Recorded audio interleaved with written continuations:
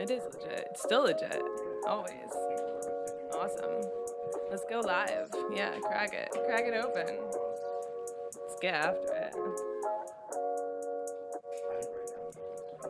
I'm already like spilling on myself. Yeah, no. I'll talk. Just gotta preface stuff for me. So like, tell me what you want to know and I got you. Wow. While I was born. Okay, yeah. Good. Is that better? Okay, cool. Let's see. Where did it all start? It started probably when I was in like freshman year of high school. That's when I first got a MacBook, and I was so stoked on it. And my sister had one first, and the siblings always inspire you. So I was like, I have to have that. And then once I got it, I started messing around and getting like all these blog feeds and stuff synced up on my RSS feed. And from there, I just like loved that. I hated going to school. I came home every day, like looking forward to getting into that. And then just kind of went from there. I basically tried to figure out how I could get out of school as much as possible so I could be home, like working on what I wanted to work on. And yeah, I did that for about 4 years. I got so good at my parents' signature. Yeah, for sure. Yeah, but in the smart way, where I was like passing classes and getting through, but like just trying to avoid being there at all costs. Yeah. Seminole High School, yeah. Yeah, yeah. In Seminole. It's pretty far. Yeah, it's by the beach. Okay. Yeah, yeah. Gotcha. So it's far out there. I still barely know the area other than like Right, for sure. I mean, you definitely don't want to go hang there unless you're at the beach or something. Seminole is kind of like a weird area. Lots of old people, for sure. Gotcha. Yeah. So, are they like grandpa's kids out there? Or, like people live, like work out there? I guess? Yeah, for sure. It's like suburban. You know what I mean? Okay. It's like place where you raise your family. What were you working on that MacBook so heavy? Right? Pretty much just messing around in Photoshop, trying to get like comfortable. I was just basically doing my thing because it wasn't for anyone. I was just taking images, manipulating them, trying to work around and just see like how I could get as close to the things that inspired me as possible. I think that's like a good reference point for anyone trying to do creative stuff is like find someone you love. Try and mimic it because obviously you never will, like to a T. And that's how you kind of find your own thing is just by riffing off of like what you love and then taking your own path from that. Sounds really similar to like I've listened to a lot of podcasts about comedians. Yeah, You know what I'm saying? for sure. Close to their path. Yeah, I feel like it's all creative, you know? Like, yeah, just copy it until For sure. you know what's good. Yeah, until you find what works for yourself. Gotcha. Because it's all kind of the same strain of thought. Like, everyone practices a certain amount in every different skill set to get to a certain place, and you really don't find yourself in that until you do enough practice, you know? So yeah, just experiment. Let's see, after that, college, same thing, but I started like making flyers for my friends' events, like DJ shows and just different like musicians who were doing shows at different bars and loved that. No pressure, because obviously it's like a temporary flyer that's not for 5 minutes. But that, I mean, this kind of. Instagram was a thing, but it wasn't like a thing yet. This was in like 2016. Okay. Yeah. Straight posters on the wall type situation? Yeah, for sure. A little bit of social media here and there, but it wasn't big like it is now. You know, it had just started back then. So, yeah, I mean, I was really stoked to get like, those little digital like frames out front of the bar where they have like pictures going past. Like a wait, What do you call those things? like a Times Square type situation? Yeah. Oh, but way shittier. So like one of my flyers was on there, and I was like, "This is it." Was it the picture they did? Yeah, 100%. It was so bad, but I was really pumped on it. I was like, "My work is in the world." It was horrible. No, I mean it was just resolution-wise. I mean it was just terrible, and the work I'm sure that was shitty too. But it was fun. It was awesome to just like do something and put it out into the world. Like that's huge for me. I love that. I love like making things and like physically putting it out there. So yeah, that's kind of where I'm at right now with Yungbld. Was it, so that's one thing too. Yeah, With that's a Youngblood, big I thing. swear to God, I read it Yungbld in my head for so long. I was like, Yeah. and I think I saw you say it or heard you say it or someone else said it. Yeah, young blood. Well, for everyone who doesn't know, young blood. Yeah, then we did that. So I was at FSU when I'm talking about making all these posters and stuff, and they had a design program, and then midway through they like cut it off. So I came back home and I went to USF because they had a graphic design program there. And that's where I specialized in it, and school was kind of a nightmare. I hated school. I think a lot of people can relate to that. Yeah, for sure. So, right. So, after like 2 grueling years at USF, I finally got out into the world and fucking hated it. Like, I worked for some guy who had like a creative studio, and it was so bad. And I was like, how do I not do this and still do this? Like, how do I do design and not be under someone's thumb that's like not trying to do what I'm trying to do? And that sounds selfish, but you know, like you want to do what you love. So, I pretty much just started freelancing from there, and I had this first amazing client, Morgan, in San Francisco, and she had this brand called Eros Mortis, and it's a clothing brand, and for like 3 years I did that, and it was awesome. It like paid all my bills. I was able to do like monthly campaigns for her. She was awesome. Like she had a brick and mortar store and then the e-commerce as well. So I took care of like all the e-commerce stuff. And so yeah, it was a lot of work, but so worth it. Ooh. Getting crazy. Is it under your foot? No. Are we good now? It's rolling. Okay, cool. As long as I didn't knock it off. But yeah, she was amazing, and it was a super good learning experience to be able to like work on all these different kinds of things within the realm of design, because it was like photography, it was creating campaign content, it was writing copy, it was doing like coding and website design. It was like the whole 9 yards, but on a really small scale because it was intimate with like one client.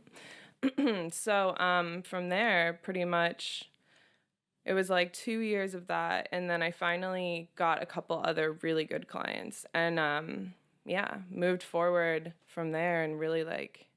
So how long was it between working for that other dude and jumping out Yeah, like solo? like 3 months. That's all I could do. Yeah, for sure. I mean, you know when you hate something, or at least I do. I know when I have had like completely enough of it, and 3 months did it for me, for sure. So you got mad bold. Yeah, left.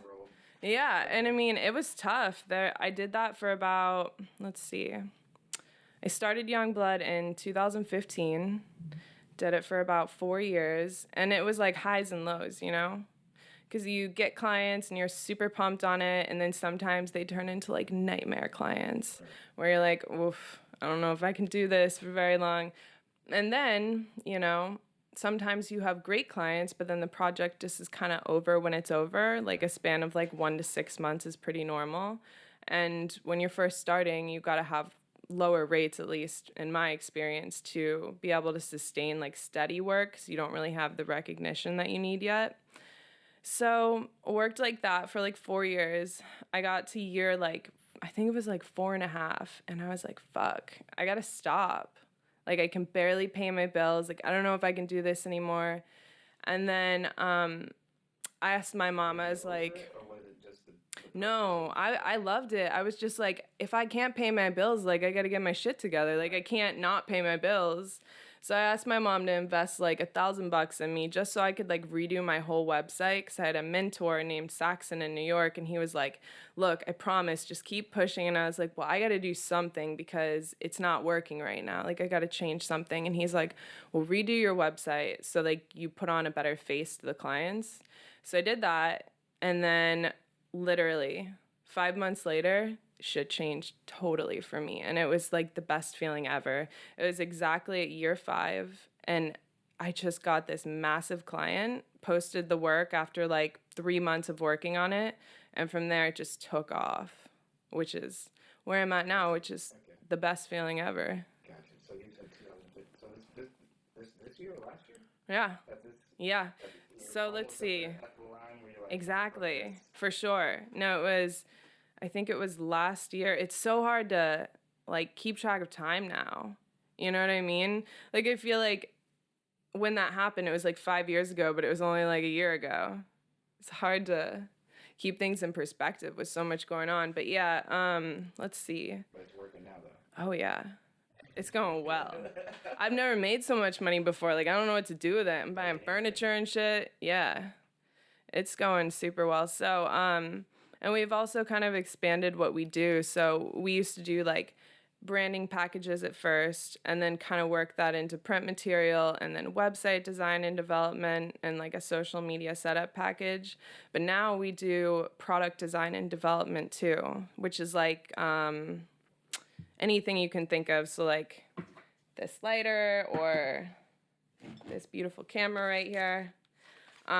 We basically design what the shape encasing the object is, and then we also do the outer packaging for that as well. And there is a lot of money in that. And that's not why I even like it though. I like being able to take something that is not in existence, create it in like a 3D environment, which is what I do in Cinema 4D, and then have it become like this awesome physical product. Yeah, so like the whole 9 yards, we're able to do material selection, the shapes of everything, finishes, design labels, and that to me is like, I love that. Yeah, I love that. It's awesome. That's dope. Yeah, so Do you kind of just stumble into that? Or like, yeah. you look for? Let's see, how did it happen? I had this client, Sade, which is Sabrina. She's amazing. She's out in New York, and her and Jade, her partner, came to me and they're like, we want to do this new line of serum that's like a day and a night time for like this badass girl on the go, but we have nothing. So like, can you brand us and can you do like the industrial design? And we were like, for sure. Gotcha. So they're straight, they just have a product what goes in the tube. Right, right. And nothing else. But I mean, that is But not that. right, but that is the most important part is the idea. Like the client's idea is the most, we wouldn't be here if we didn't have that. So, yeah, they come with a great idea and then we just help facilitate something cool around that. Yeah. You said we. So how many people are you working with? Is it Yeah, so quite a few awesome people. So I've got, like this kind of big? yeah, no, I'll come in. So we've got, I say we because it is like a ton of people. I sit at like the top of things and I hire people out for the right positions, but it's kind of like I do design and I kind of do a little bit of everything, but I have a developer in Colorado who writes like all the code. He's so awesome. I've worked with him for about 5 years. And then I have a copywriter whose name is Nikki and she's in LA. And then I have Brent here who he does so much shit. He does industrial design for sure. His background is in design and build. So basically he has a familiarity working in like all of these different skill sets, which makes him so valuable. Like from putting on like art curated event shows to like making a custom bottle, he always is the one in the background, like pulling all the strings, being like, this is, because I come to him with like these insane ideas and then he's like, okay, here's how we actually do this. You know what I mean? You've always got to have that one person to like rein it in for the person who's like want to do all these things. Like a producer type thing. Exactly, yeah. But I mean, and that skill set is so valuable. Like I've learned a ton from him. And then I have a photographer named Ashley out in New York, and then I have Brent also does photography, and then I work with Andi and Sanitas as well. He's awesome too. And yeah, I mean, it kind of depends on the job. Like if the people that I'm working with currently are like booked out, or if I just find someone who's better suited for the project, then I'll head in that avenue and just like look people up and talk to them and see who's the best fit. Yeah, because every project is so different. So it kind of calls for special creatives for every job, you know? Yeah. So yeah, it's not a firm of mad like set people. Oh, no. Payroll situation. No. Freelancing on It's beautiful though because I'm able to pay these people really well, so they're able to do whatever they want in their extra time, whether it's taking on more work or if they're just, wanting to hang and just work on this stuff. I've finally gotten to a point where I can support these people that are so great at what they do comfortably, and that's a first for me, so love that. Love that for sure. It does sound sick. It is. It's really nice. Like a good way to live. I mean, you're going to bang your head against a wall for a really long time when you start, but if you're just persistent and or you have someone there to be like, you've got this, like, just keep going, then you're going to be good. Is that for you? Brent, for sure. He was like, just like hold out a little bit longer. And obviously, like, I have my best friend Amy, and she was always like, you got this too. But Brent was like always in the thick of it there with me, like helping me, write proposals, talk to the clients, because all that shit was new for me.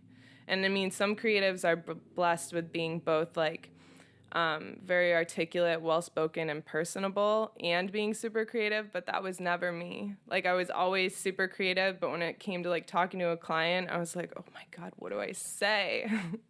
And you learn that, Here I am already, like now. I've just started. Yeah, for sure. And I'm like, dude, I don't know if I want, first of all, I don't know if I want clients at all. Right. In that. Yeah, for sure. I like this video stuff. Yeah. Like, Have you worked with people and, like, a client since yet? I feel like, well... That's the next move, because there's hella dough in it. Right. I want to eat off of it, like, what I do. I feel like if you just keep doing this, you will get there, because people will find your podcast and they'll be like, okay, let's throw some ads on this or whatever. And then the bigger you get, the more people will come to you and be like, yeah, I like this, like, do this for me. And then you're like, okay. I mean, that's today's age though. And that's what I love about it. Like, you can really, if you really do your thing long enough, you'll get there, but you just have to keep doing it because it's never like one and done. And for those people, like, good luck to you for the rest of your life, but that's not how you get really good at what you do. Yeah, for sure. Yeah. Look a little salty right now. No, not at all. I mean, I wish that was me. I wish I had one and done, but I had to work so fucking hard to get where I am. What's some of those big hurdles? Man, I mean, clients for sure. Like, every once in a while, biting the bullet and just taking some work that's going to be really tough and string you along for a while. Like something on, like, stretching you kind of, or like something outside your scope? Outside comfort zone, really. You know what I mean? Because I feel like if you love what you do, you can always find a way to make something interesting. But it's more like if it's uncomfortable, you got to work really hard to be good at it, Like, I don't do subpar work. I don't, and that sounds kind of weird, but like what the clients pay me for and the things that I offer, like, you can't do it halfway. You've got to like fully invest creatively and like figure out the right solution. Otherwise the job isn't done. You know what I mean? Yeah. Yeah, for sure. How many have you done so far? Or how many, I guess, Let's see. done, you think? Yeah. So I think we did 2 at Station House. God, it's so hard to remember. And then I've been in a couple really awesome shows too. I did one at the Bricks that I think you saw. I believe that's the first one I saw. Yeah. With the gun. Yeah, but you had, before the painting itself. Right. There's a painting on the wall there still now, right? Is there? That'd be cool if there was. I don't know about it. In front of the little arch joints, right? If I remember correctly. Yeah. So I did a series of 3D renderings that were guns, and that was just like personal work. And then Adidas did a show at the Bricks, and they were like, I don't remember. Oh, Jacob. Jacob was the one who did that show. Oh, that's the same show. Yeah. Okay. And Jacob's awesome. And I was like, yo, can I please be in on this? And he was like, yeah. Somehow he got me in on it. And so there was like an opportunity to do a piece outside too. So we actually bought like a toy AK-47 and we broke it all apart and painted it the same matte pink that was all of the pieces, and then like put it all back together and put it on a board, like a piece of MDF, so it could stand off solo while people walk around, kind of like interactive in a way. So I love that piece. That was super cool to do. I feel like that's kind of always my goal when I work on stuff is like, how do I bring it from digital to like physical, and whether it's just a really immaculate print with like, well, like all the frames that I do are custom. And obviously, Brent has helped me with the fabrication side of that. Like, he'll draw out the specs for it, and then he'll make me sand for like 70 hours because that's half the battle, you know? He's like, I'm not doing the bitch work. And I'm like, of course I'll do it. Like, I need to. It needs to look like this. So, yeah, working hard on that. And then obviously the finishing. But I mean, it is an experience to learn how to do that in and of itself. Like, each of those frames, they're like 36 by 36. So 3 feet square, 3 foot square. And to make the frames for those, you gotta like cut out each individual piece, and then you've gotta glue them together and sand them all down. And then doing the finishing on that takes forever too. You gotta do like 10 coats on each thing. You gotta do like 3 of primer, and then after the primer, you gotta sand each one. And then after that, you got to do like pink 3. It's like the most insane process. But at the end of the day, when it's up there, there's like no better feeling for me, at least, than bringing something from like that, nothing, to an awesome like finished product. Yeah. It's tight work too. Yeah. That's what's pretty sick. That's what I like about it. It's crispy, it's light. I think that's Obsession type situation, no, not even like that's what's beautiful about Brent. So I met him when I was actually still in school, and he worked at T to the S, which was like a design and build firm in St. Pete. Okay. Yeah, in my school, like when I was in school, they're like, go intern somewhere, and I was like, okay, well, I definitely don't want to do like a regular studio. So I like found this design and build firm, and literally I should have never been able to intern there. Like, we didn't do any design work. But Scott, who owns T to the S, is also like the most awesome guy. I love him. And he set me up with Brent because I wanted to build stuff for my thesis show because I was always very like art and physical product driven. So I sat down with Brent, and he helped me sketch some stuff out. And then from there, I was just like, you're awesome. Like, teach me everything, please. So he basically taught me how to do everything, but almost to a fault, you know? He's like so good at what he does, and I'm the complete opposite. I'm kind of like a big picture person. But it was good to learn that like restraint, because I feel like that's something you can use as like a tool in business too. Just to really sit down and focus on like doing something 100%. Like, I'm the kind of person that will go like 60% of the way and be like, this is good enough. But he's like, no, like it's gotta be perfect on all fronts, because when you put yourself out there like that, that's when you're gonna have like the most solid product with the most longevity, and that's when people are gonna recognize you, is when you put like the same amount of effort into everything. And it's so true. Like, if you've got great creative and you're also able to follow it through with really strong execution, and no matter what it is, then you're so solid. Right. Like, people almost can't deny that. And it's also super cool. Like, you kind of know when someone's spent forever working on something. For sure. And I feel like I've talked for like so long now, so I want to hear about you too. Yeah. Always. Yeah, for sure. But I love that. It's how ideas and things I want to achieve and do. But now it's just like getting that courage to be like, all right. You got this though. Let's go all the way. Yeah, for sure. Yeah. Just jump in. Like, don't try and prepare yourself for it. Yeah. Just like quit your job and be like, today is the day, because it's never gonna be like easy. You're never gonna be like, okay, I'm ready. Your girlfriend's like, what is her name? Emily. She's okay to like pay for some stuff though for a little bit. The corona's fucked up a lot of shit. True. Yeah. That is very true. Like, I started making little steps here, making an LLC this year. Yeah, it's important. Yeah. Get it all set up. Researching, just like right. Learning and whatnot. Right, for sure. Corona fucked up a lot of shit. It did for a lot of people. I get it. Yeah. I'm trying to think about what kind of advice to give you. I mean, I'm like wild card over here. I'm like, just quit your job, Yeah. which is probably not what you want to do. I think that works with some people, with the just bold people. Right. I'm not necessarily bold in that way. Yeah. I figure out what I want to do and then like, start doing there. That's bold too, though. I do things. But, like, For sure.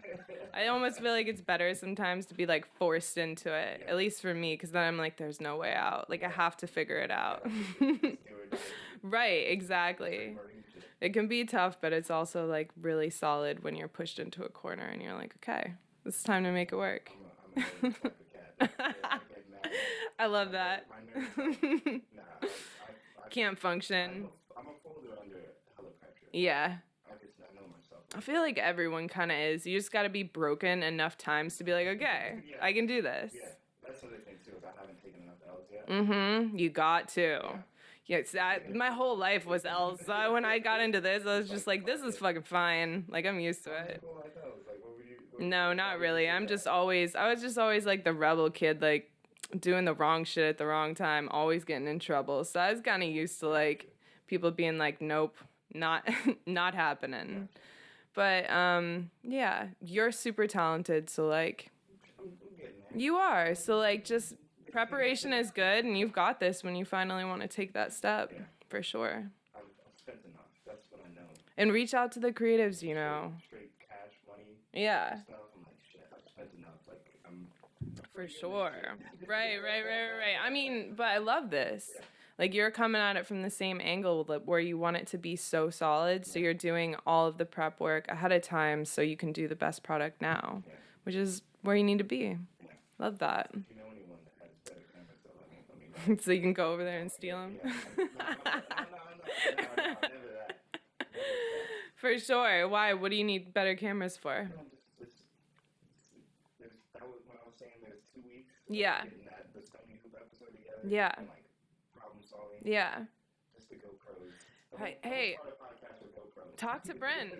You got his number. Text him. I'm telling you. No, he'll help you with a new setup.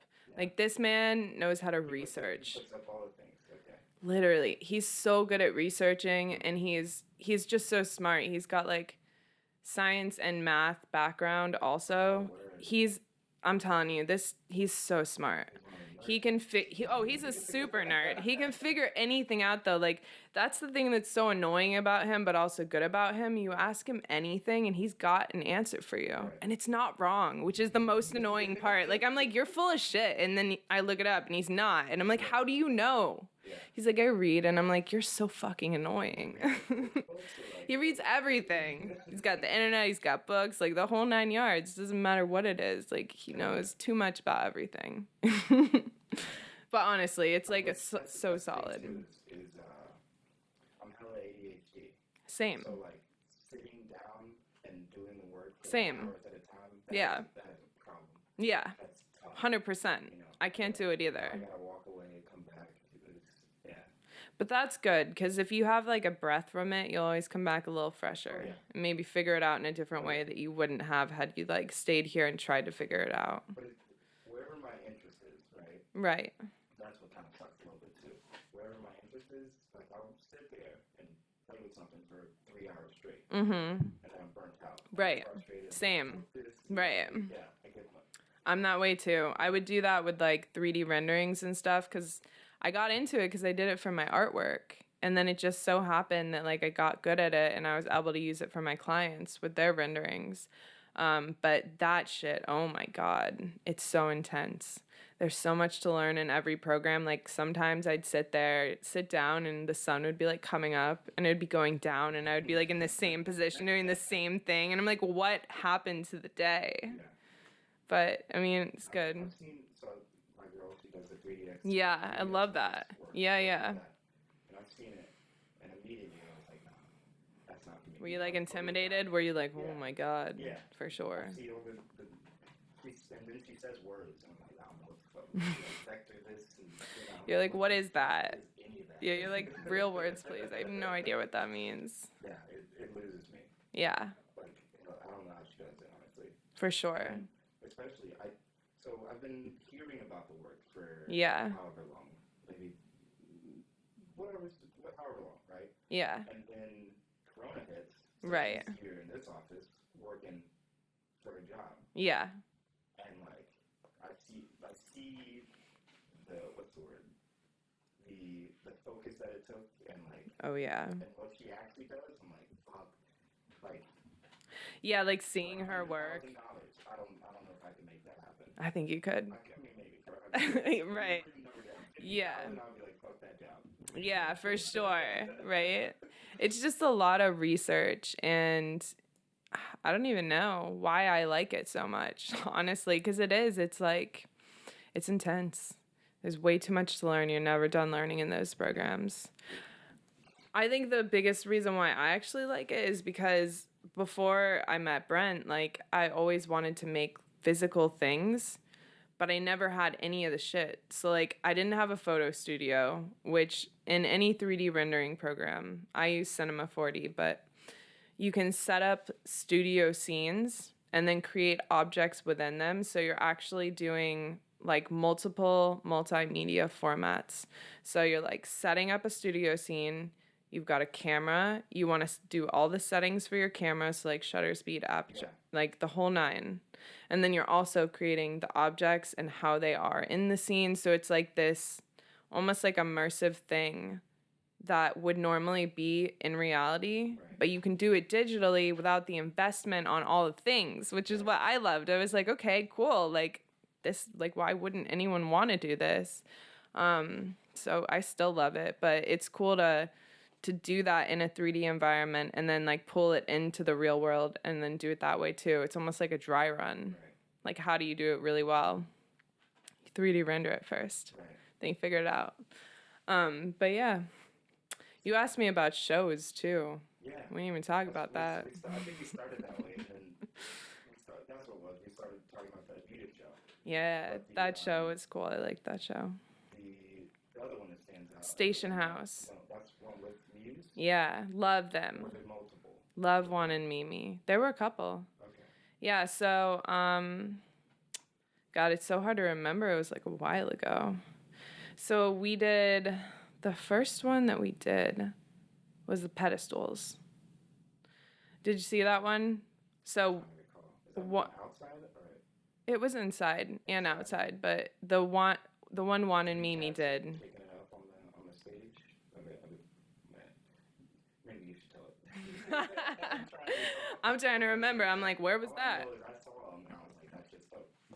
Yeah. So, Juan and Mimi. Like, I love them. They're so awesome. They're, like, amazing creatives. I met them, like, I don't know, probably 3 or 4 years ago now, which is crazy to think about. I feel like life moves so fast now. I just found him on Instagram, Juan, and I was like, your work is so cool. Like, you guys don't have any branding or anything. Can I do that for you? And he was like, yeah. And I was like, perfect. So... Oh, no, I literally love this cat. Come hang. He's been a dick lately. He is not a dick. He's trying to get any attention at all. What did he do? He just won't stop meowing. You know anything about that? Yeah, he just wants your attention. That's literally it. Oscar, you look pretty fat, He gives me though. hella pets. Yeah. He gets hella pets. He looks like he's super solid on pets. Love him. Okay, so... Juan and Mimi. Let's see. So branding, website, and then after that, I saw like how talented they were. I loved their stuff, and I had an opportunity to do a show at Station House, and I was like, well, how do we like next level this? Because I've got the element of doing kind of interactive artwork. Like, how do we really push it and do like something that involves fashion as well, so we can really bring like a large group of people out and everyone has something that they can enjoy while they're there. So I sat down with them and I'm like, what do you think about me and Brent building out like a space? Because Station House had kind of like a really specific vibe, first of all, and then not a lot of wall space to hang stuff on. So love Oscar. No, you're good. I mean, hang with him for a minute. He deserves it. He does. Something else. You don't know Oscar, dog. He looks like a good boy. What I know of him, I feel like he's pretty good. He's good at my book. You can come hang out with me. But, so yeah, we did, what was I saying? I don't even know. Love that board. That's comforting. You know, he's literally the best. He's making a piece for my house right now, Yeah. like a giant piece. He's doing like a massive, like, I want to say it's going to be like 3 or 4 feet wide. I'm so pumped. I just wrote him and I was like, I like what you did on that wall. Right. Now do one on a piece of wood from my house. Nice. Like, Yeah, his work is awesome. it's been a minute since I've spoken to him. And every time I see his stuff on Instagram, he's at this like crazy farm with these animals, and I'm like, that is amazing. Yeah, that's what he said. Yeah. That looks so cool. I wish I had that. I do right now, kind of. Oscar, come hang. Just making me look like a weirdo. I mean, he's mostly good, but recently, Yeah. he won't stop. This morning, It's because he knows. He's like, you're home and you're not paying attention to me. Like, this is not okay. Yeah, he wants more than just food, though. You know, orange tabby cats, they're supposedly, like, the most, like, territorial of all the cats. Yeah, so that's probably what that is. The face thing on stuff. He's doing the face thing on me right now. Both of them, there's 2. Oh, there's 2 of them. Brothers. Where's the other one? Are they really? Yeah, 2 kicks back. Because I heard, I mean, what do I know? But I heard, like, guy cats don't get along as well. They fight from time to time. Yeah, they get nasty. They scrap. A little bit, yeah. So, the crazy players are like 8 or 9 years old. Wow. And, Looking good, Oscar. Yeah, they both like my girl's kind of scared that they're, reaching that age and whatnot. Oh, cats live till, like, they're 100. You're so good. What are they? I think they like 15 out of this shit. I feel like 100, for sure. But 8, 9 years, they can't be acting Needy. what's the word for it? Like children still. They still run around. They still hit the walls. I'd be pumped if my cat acted like that Yeah, forever. most cats chill after that age, but they don't give a fuck. No, that's awesome. They're dickheads. It'll keep you young. You need that. Who, me? Yeah. Yeah, you. See, that's the thing, is I'm not a big animal guy. Oh, you're not? Oscar is mad sweet to me at night. So these are your girlfriend's cats. Yeah. So we lived together probably 3 or 4 times. Yeah. As roommates and whatnot. Okay. So we're acquainted.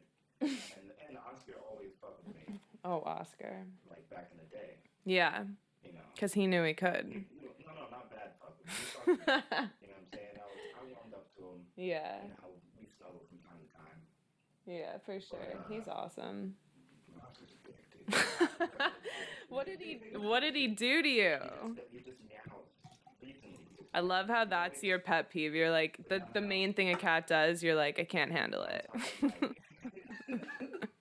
Like all cats meow. If it wasn't constant though, it's like you wake up in the morning. You gotta take a video and send it to me of this cat just going off on you. I don't know that I believe it. You have to. Oh, that's the move? Like no one else is home, just you. When she's here too. Mm. They just But she knows. Yeah. Yeah. This morning, he almost got it, dog. From you? Yeah. It's gonna happen with COVID. Too cooped up. Well, I mean, they've had bad pets. They get treated pretty well. They do. You know, they get Can't be their mad. food when we wake up, whenever we wake up. Right. Nowadays. Right, for sure. Need that. Whoever's up first, usually me. So you're just mad because you're giving food to the cats like every morning. No. You don't want that role. It's just they don't shut up about it. Right.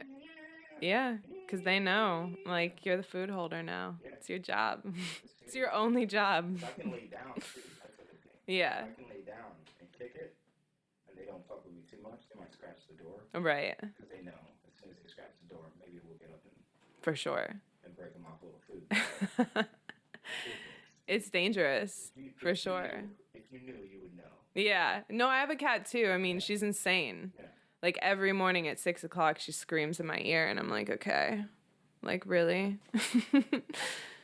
Not quite as bad as what you're saying, but I am. I mean, I get up super early. She's just like, yo, go get it. Yeah, she's like, you should be up right now. Like, why?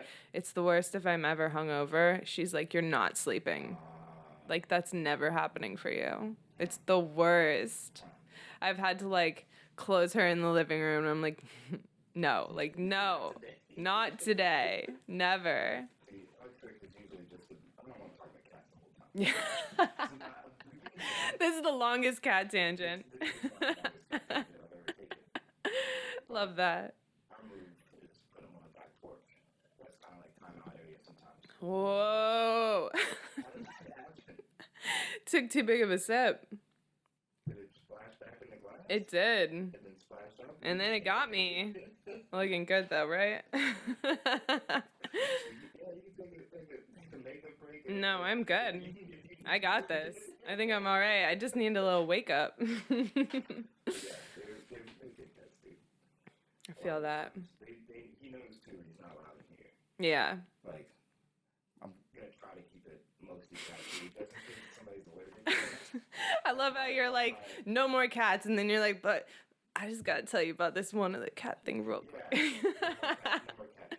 No, we'll probably cut it at like 2 minutes, and this will just be for us, this cat conversation. No, definitely not.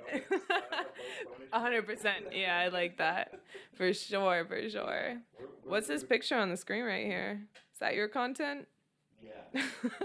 Explain that to me. That's being in high school Word. and stealing my dad's camera. Love that.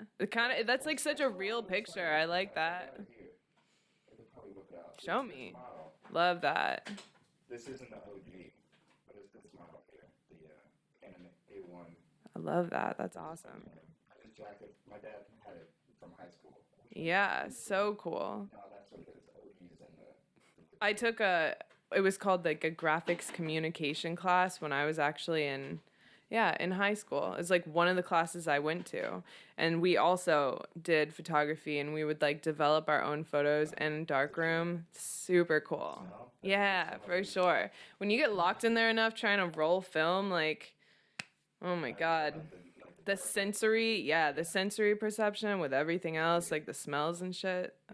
I loved that class though. That class was awesome. I didn't like going in there by myself though. Like when I was solo in the darkroom. I was about it. I would sleep. That was my first period. I'd go in there and sleep on the darkroom tables. In high school? Yeah. See, I went For a sure. private school situation, so that was not even Yeah. that was like my Damn. college Damn. days. Yeah, high school. That was my favorite class. Because I could sleep in the darkroom. No. Everything about it was cool, for sure, yeah. I mean, we learned how to screen print. We had, like, a whole screen printing place. Yeah, it was, like, the only thing that was good about that school, but it was really rad. They probably cut it, too. It's probably not a thing anymore. Probably not. Motherfucking government. Mm-hmm. Wasn't public school, right? Yeah, Seminole. Seminole was a public school. I liked it. It was a good school. Yeah, I do kind of miss that darkroom situation. Right. Just make one in your bathroom. I'm considering it. I think I'm just gonna grab the bag, Yeah, for sure. just because I don't have to seal anything. I feel like it'd be an experience to go in there and shut off all the lights. Yeah. Right. She's never gonna let that happen. I feel like that'd actually be pretty cool. Your friends come over, you're like, I got a dark room in the bathroom. They'd be like, cool. Yeah, for sure. For sure, for sure. I need that board. I'm like about it. Don't do that. I'm gonna take a picture and be like, I need this too, by the way. Please bring both. Only a few of those ones left, actually. You might have some left. Yeah, I hope But so. he gifted it to me after we did our podcast. Oh, nice. Probably about a year, 2 years ago. Yeah, I remember. I saw that one. Yeah. Super cool. That was a good time. But I was very stoked on that one. Yeah, yeah. Bugged out. Super cool. Bugged out part. He's losing it. For sure. It's an awesome piece. You should show the viewers. They gotta see it. He's got a super creative mind. I really like his work. And he's so consistent with how he pushes it out. I'm always impressed by that. Like that a lot. Special He is, for sure. I mean, we got a lot of good creative people. Like we were saying, Juan and Mimi did 2 shows with them. Yeah, right back into it again. So that whole thing was crazy. I mean, when we brought them there, we did like all the prep for the show. The prep for the show, like, okay, so the most recent one we did, I'm sorry, I'm like all over the place. The most recent one was the Station House one where Juan and Mimi did. Ooh, he is. Where's my? Do you have keys on you? I can't. Yeah, well, he. God, I got this. What? I don't know what it is. That's hilarious. All right, that's the move then. Yeah. Oh my God, we're not allowed to talk about them in this podcast. All right, so let's see. Let's pull up the Instagram. Let's see. I don't want to get it wrong and like mix up what lines they did. I know. Let's see here. I don't even know if I have pictures of it on my story. They probably do on their Instagram. Is this allowed? Can I do a deep dive on the podcast? We did. I met them just because I hit him up and I was like, your work's rad. Let me do something for you. They are. Juan is like so soft spoken.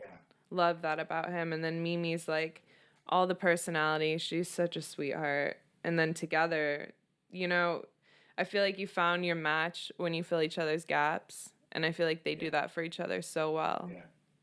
I was very intimidated to meet them the first time, honestly. I was like, dude. Yeah. The higher scales and doper someone's work is. 100%. I don't even look past. Right. That's when I get nervous. For sure. I mean, they're both so easy to talk to, though, right? Absolutely. I feel like they are. I don't even know. Whoa, that was a lip smack. I don't even know if they had like a name to this collection. Let's see. I don't think so, but can you guys see that on my shitty iPhone? Here. True. Oh, I'm sorry. I know I'm making your life hard. So yeah. So we built, like, we were talking and we were like, what do we do? And then I can't remember how we came about it, but we decided to do, like, we decided to do one of the models, like, Brent and I were like, let's do models inside of, like, a case. And so we built them that, do you remember the Madonna girl? That's what she looked like. And they had, like, a veil on her, and there were, like, candles inside the box. So we built that box. That was a nightmare to, like, get in there and install the day of. It was like, oh, my God. No. It was built, like, the week before. But the night we went in to install everything, because we did freestanding walls on, like, 4 different places in Station House. And the night we went to install the outside stuff, it started pouring rain. And this was at, like, 3 or 4 in the morning, and we were all fucking exhausted and ready to go home and sleep. And we were also gonna have like maybe 5 hours of sleep before like the whole thing actually happens. So I was like over it. And then we get everything out there. It was like freshly painted and everything, and it just starts like pouring. And one of the walls that we had up in this like it's kind of like a grassy like area kind of set up from everything else. So you had to go up like, I don't know, it was like 3 or 4 steps of stairs to get onto it. But when you're carrying a giant wall that's like, I don't know, 3 feet wide by like 8 feet tall. You're talking about the grass up top? Yeah. The fake grass? Yeah, exactly. Yeah. And they have it even more elevated in just like one spot. So you're pulling it through those little hallways? Oh, yeah. Oh, yeah. And it started pouring rain, and we had got it like up on the top level, and we had to pull it back down again because it would have gotten wrecked. Right. So we're like trying to fit it through this tiny hallway, and we're just like, oh fuck, we're so over this. But it all came together. We like pulled it. We stayed up all night. We pulled it together. And then Juan and Mimi yeah, they fucking pulled it out too. They got there at like 3 that afternoon, practicing their choreography and everything. And then, yeah, just set it up and went. I didn't make it to that show. But It was good. It was cool. I loved it. I was wanting to do some kind of performance piece, so I put on a bikini with my pink AK-47 and walked around before like their actual performance of the show. I did like this flower balaclava too. That took so long to make because we like hand stitched every single piece onto it. This is a lot of crazy shit that I did for shows like that were so temporary. More performance art like that then? Have you done before? That's not the first time, is it? It might have been. I mean, I think of all my work as experiential, but I think that was the first time I ever got in front of people and did something because I don't really like to be out in front of it most of the time. Yeah. It was good though. I thought it was awesome. Like I loved it. I would do it again in a heartbeat, but that putting on a show like that takes so much work. Yeah. And I had a ton of awesome people in it. Yeah. Counts Jillians was in it, Juan and Mimi, Muse. I'm like, I want to name all the people that were in it, but it was like the second show was probably like 30 or 40 artists. All amazing, but to sit there and like write everyone and be like, hey, you know, do you want to be a part? Do you want to make a piece for the show? Like that takes forever. And then making the flyer and then like doing design and build and then making sure all the pieces are there and hanging all the pieces and doing the install and making sure everyone's where they're supposed to be when the show starts. Like it's a whole like it is. But I like some headaches you're like, oh, I could do that. Yeah. I don't think that's for me. I don't know. I don't know if it's for me either. I mean, I honestly, I like doing it because I like giving the people here something. Right. Like, we don't get that much good stuff. Yeah. So, like, I had an opportunity, and I was like, how could I not let, like, all the amazing creatives around here have a spot to show their work or whatever, like a cool event. I actually love doing events. I want to put on, like, a Halloween party with, like, a haunted house, but, like, an art haunted house. I wanted to do, I talked about this with Brent, like, doing a hallway, a really thin hallway of these, you know, those giant sunflowers, like the massive ones, the mammoth sunflowers, like lining a hallway with like 30 of those that you have to like walk through. How big are they? They've got to be at least like 7 feet tall. Like the face of them? They're like massive. They're like this big. Oh, yeah. Okay. Gotcha. You know what I'm talking about? That tall, and then the faces are like. Yeah, they're big. Like Mm-hmm. basketball size, maybe. A little bigger than that. Yeah. That's a good reference point, for sure. But yeah, they're big. Gotcha. Yeah.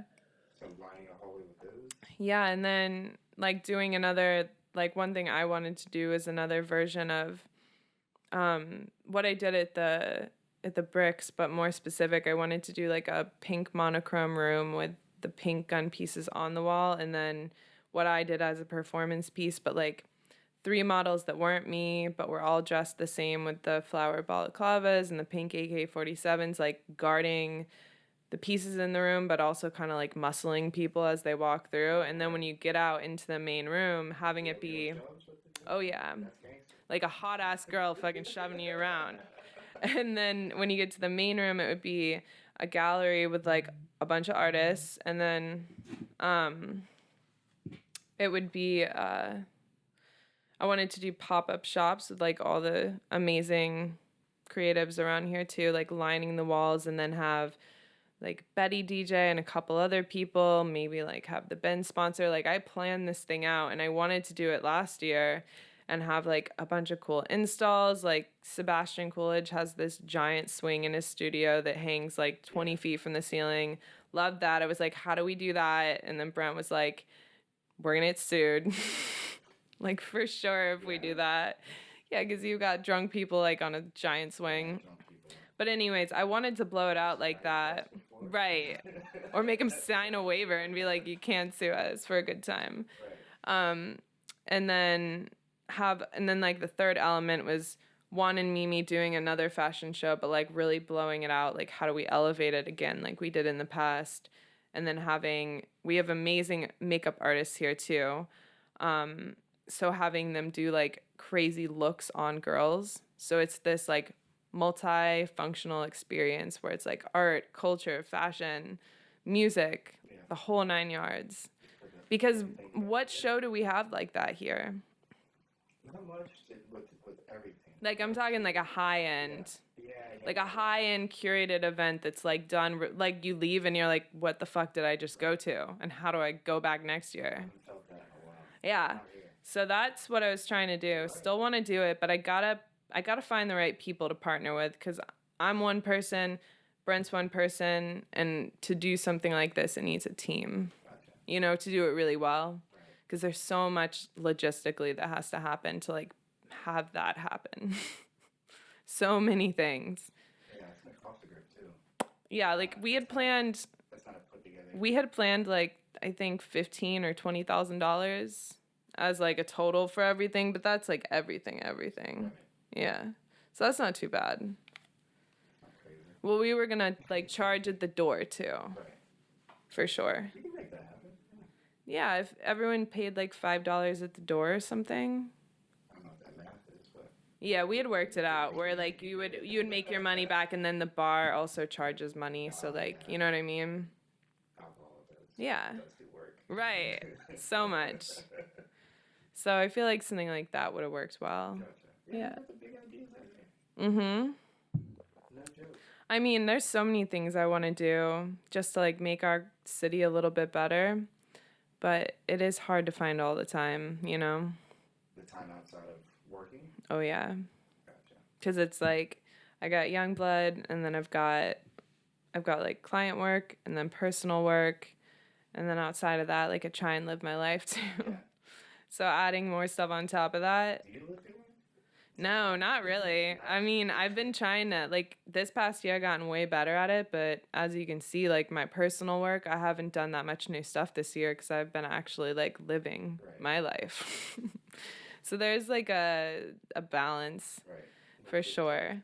Yeah, I feel like it's probably good to do, like, things in intervals, like, work for a while, personal, like, artwork stuff, and then take a break and do some stuff with your friends. Right. Because, yeah, it's kind of like immersive, you know? When you're doing stuff like that, it's like all or nothing. Same thing with like the murals. Like those took work. Those took like so much time of my life. Like, I don't even know if it was worth it. Why not? No, it totally was. What's the return? What is your... There is like the only return on it is me being able to look at something and feel proud for like working that hard on it. But and you know, it's great when other people enjoy it too, but you've also got people who like rip your shit off the wall and you're like, God damn it. Is it gonna be easy to do that again? Probably not, but I'll still do it. Yeah. I mean, like that stuff for me takes a lot of energy. And I love doing it. But yeah, that's pretty much it. Just you got to have a lot of energy to put into it. So you can't really have anything else like crazy hard going on in your life or it's all, you know what I mean? Burning the candle at both ends. I feel that a lot with work when I work on like all the time. Literally all the time. Because I have to do. So do you hit any like yoga situations or? Yeah, I run like every day. I try and do that. That helps. Then you're on the way. Yeah, the pressure just keeps getting higher and higher. Yeah. No, but it's like I love what I do. It's the best feeling for sure. Definitely. Yeah, here. Definitely, for sure. Let me see what else I have on the agenda. The question list. Yeah, I don't really do full questions. Just places I want to hit. I want to make sure I get it.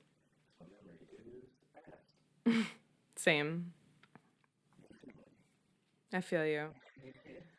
It's kind of. I made a mistake wearing this shirt today. How's that? Oh. It's so hot, and also like being under lights. I'm like, whew. Yeah, I try. That's the other thing too. I try to cool it down. Like. No, it's definitely pretty cool. It's chilly. Yeah, I think so. I just wore the wrong shirt. For sure. Yeah, I'm trying to get it down to like maybe to be. You're like, I'm trying to have it be like 50 degrees in here. The lights, they Yeah, for sure. I mean, it's nice though. I love that. Like the setup. It looks awesome. What are these? Yeah. What are these lights? Okay. It's like $1.50. They're not crazy. Nice. They have what's it called too? So what? A remote. Nice. Comes with them. This is not a sponsored ad. Right? They have a remote that comes with them that you can switch everything on. For sure. What's like the function for them? Like specifically, like what are these like? Okay, so Mostly video. to like give you more like radiant look when you're on camera. Well, they're bigger panels. It's softer lighting. Okay. You know. Yeah, yeah, for sure. They're not big enough. You want them to be like massive. Well, these will help. Maybe I can use them as still lights and whatnot. Yeah, for sure. In the future, but I need some big soft boxes. What's the plan? Do you want to stay here? Or do you want to like move out to a studio? I'd like to work in a studio. Nice. That's deal for anybody. For sure. But, Yeah. Yeah. This is nice though. This is comfortable. This is the start. For sure. Like I've seen some studios that like people are working out of their house and they can't really live because like everything's in one. You saw my living room. Like imagine how small it gets in there when we do like a shoot in there. You know, like this is nice because it's a corner of your house where you can just hang. Yeah.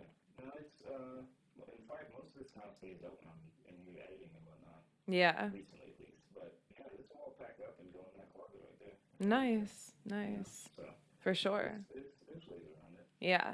But yeah, they price it like they change Kelvin values too, so Nice. you get different color temperatures with them. Love that. For sure. They're pretty sick. But yeah, I would like to install them like in the ceiling. Yeah. That'd be it though. Get them out of the way. Have another one. Yeah. Don't even have to mess with them. I want to be able to have a studio. Yeah, I know. That's the plan. I want to do the same thing this coming year for sure. So I'm planning on hopefully getting a space. There's like one area left in St. Pete that I still would want to work out of. And it's like MLK and I want to say it's between, I know. Well, let's just say this. It's on MLK and I know someone that just left their spot. And it's a railroad. Did I say too much? Yeah, like a railroad styled studio. Okay. And I love that because you can like break it up Right. into like rooms or sectionals. So that would be ideal because then you can have like a photo studio in the back and then work your way up. But yeah, I mean, the rent there is probably like $1,500 to $2,000 a month. So it's a little bit of a leap. I think I'm ready for that, but Plans for like full out firm type situation? Have people on payroll, assistants and whatnot? you know, How big do you want to get? I don't ever think I want to be big because I don't think how big you are defines how much money you make. Exactly. I just want to continue to have enough control where the work is consistently good and the client doesn't dictate things. I want like the work to come because, and this is how it is now, they're like, we love what you do, let's do it together. And obviously you always work with your client on their vision, but it's important that they know it's like a mutual respect because I've had it be the other way where they're like, this is what you're gonna do. Right. And it's like, I don't know why you hired me then. You could hire anyone to do that. Yeah. Like if you're not coming to me for like a collaboration, it just doesn't seem like the right fit. Right. Because you could literally pay someone so much less to just be like, do this for me, you know? For sure. You find better rates, Pete. Right. For sure, 100%. So, yeah, I want to stay small. I love, like, the situation I have now is so perfect. So, everyone that works for me is remote, and that's how costs stay lower. But it also gives everyone who works with me, like, latitude. You wake up whenever you want, and as long as you're on top of your shit, like, I don't bother you. You sign a contract with me, and luckily, everyone I've worked with so far aside from just like a couple things right in the beginning, like everyone's so great and they know how to manage their life, so they don't need me to keep track of them. I'm just like, in their art career. right. They're adults. They're all like just as driven, and I think the reason why there's just this kind of similarity across the board, like I found their portfolios on certain websites that I post my work on. Okay. So when I found them, I would be like, yo, like, we have to work together. Do you freelance? And they're like, yeah.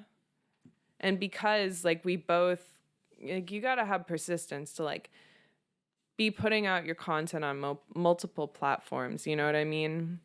So the fact that we both did that kind of stuff, it kind of already set, like, this standard of, like, okay, you have a plan and you're, like, trying to go somewhere. So let's, like, make that happen together and, like, piggyback off of each other and work together so that we can both make money. So working remote is great. But if I had the option to, like, be in a studio and if you were around me, like, hell yeah, like, come hang. But also, like, don't feel like you have to, because for me, the first 3 or 4 years of my life, I was like, I'd rather work from home.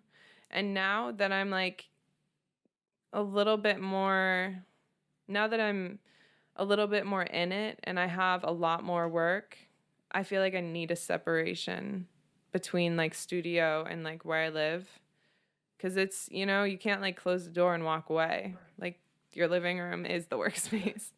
So, yeah, a studio would be cool, but not totally, excuse me, not totally necessary. So it's just kind of, I guess, financially, whatever makes the most sense. And now I'm kind of in a position where I can do that, which is amazing. So I'm really pumped about that. It's just making smart decisions with the money now. Like, what do I do? Like, I've never had money before. What do I do with it? You know what I mean? Like, it's crazy. Yeah, I feel that. So I'm like, I'm hoarding it all. I'm like, I'm never going to spend it. I don't do shit. I don't go outside. Right. Yeah. Right, for sure. No, I've gone on a few shopping sprees and I'm like, I could get used to this. And I'm like, So, no, not yet, but. Take the laptop with you. Oh, 100%. I mean, it's just been, well, COVID's been weird. I mean, this really all like, I started having a surplus, like, pretty much during February. And I think we hit this in, like, March. Yeah. So, I mean, I've kind of been, like, locked up since this happened. But I want to go to Iceland. Yeah, for sure. The Blue Lagoons look super cool. Have you seen those? Probably. Yeah. I want to go see those. Those seem really, really cool. Is Iceland the one they have the green ring or the whatever ring? Yeah. Yeah, I think so. You drive around for Let's see. For a grip. Do you know Ryan Berger? I don't think so. I'll send you his stuff for you, remember, or if you watch this again. Yeah, send it to me. Yeah. Nice. I'm pretty sure was it one of his friends? I don't know. It's what's it called? The ring, the red ring. I wish I knew. I wish I could help you out right now. I guess Look at this. Like it's half tourist type situation where everybody. Oh, right. Rents a car, then Yeah. around the. That does sound like that could be cool. That's cool, right? By the way, Google fucked up their images. What did they do? This was tight, and you can just like use it well. Yeah, no, you can't, for sure. Sometimes Google pisses me off. Google, have you seen that new feature where you can, like, shop the thing in the picture now? Yeah. Yeah. It's at least on my phone. Like, if you're in anything with, like, a person, you can, like, shop whatever they have on. Excuse me. Wow. Yeah, it's weird. It is crazy. That motherfucker right there, listen. Oh my God, I hate that. It knows everything. It does. 100%. I did see a TikTok the other day. It was hilarious. I got one for you. You got a TikTok on deck? I don't have a TikTok on deck, but I was on Reddit the other day and I saw something that I couldn't have related more to. This lady, like, took her boyfriend's phone, I guess, and she's the speaker like this, just engagement link. Like that kind of shit.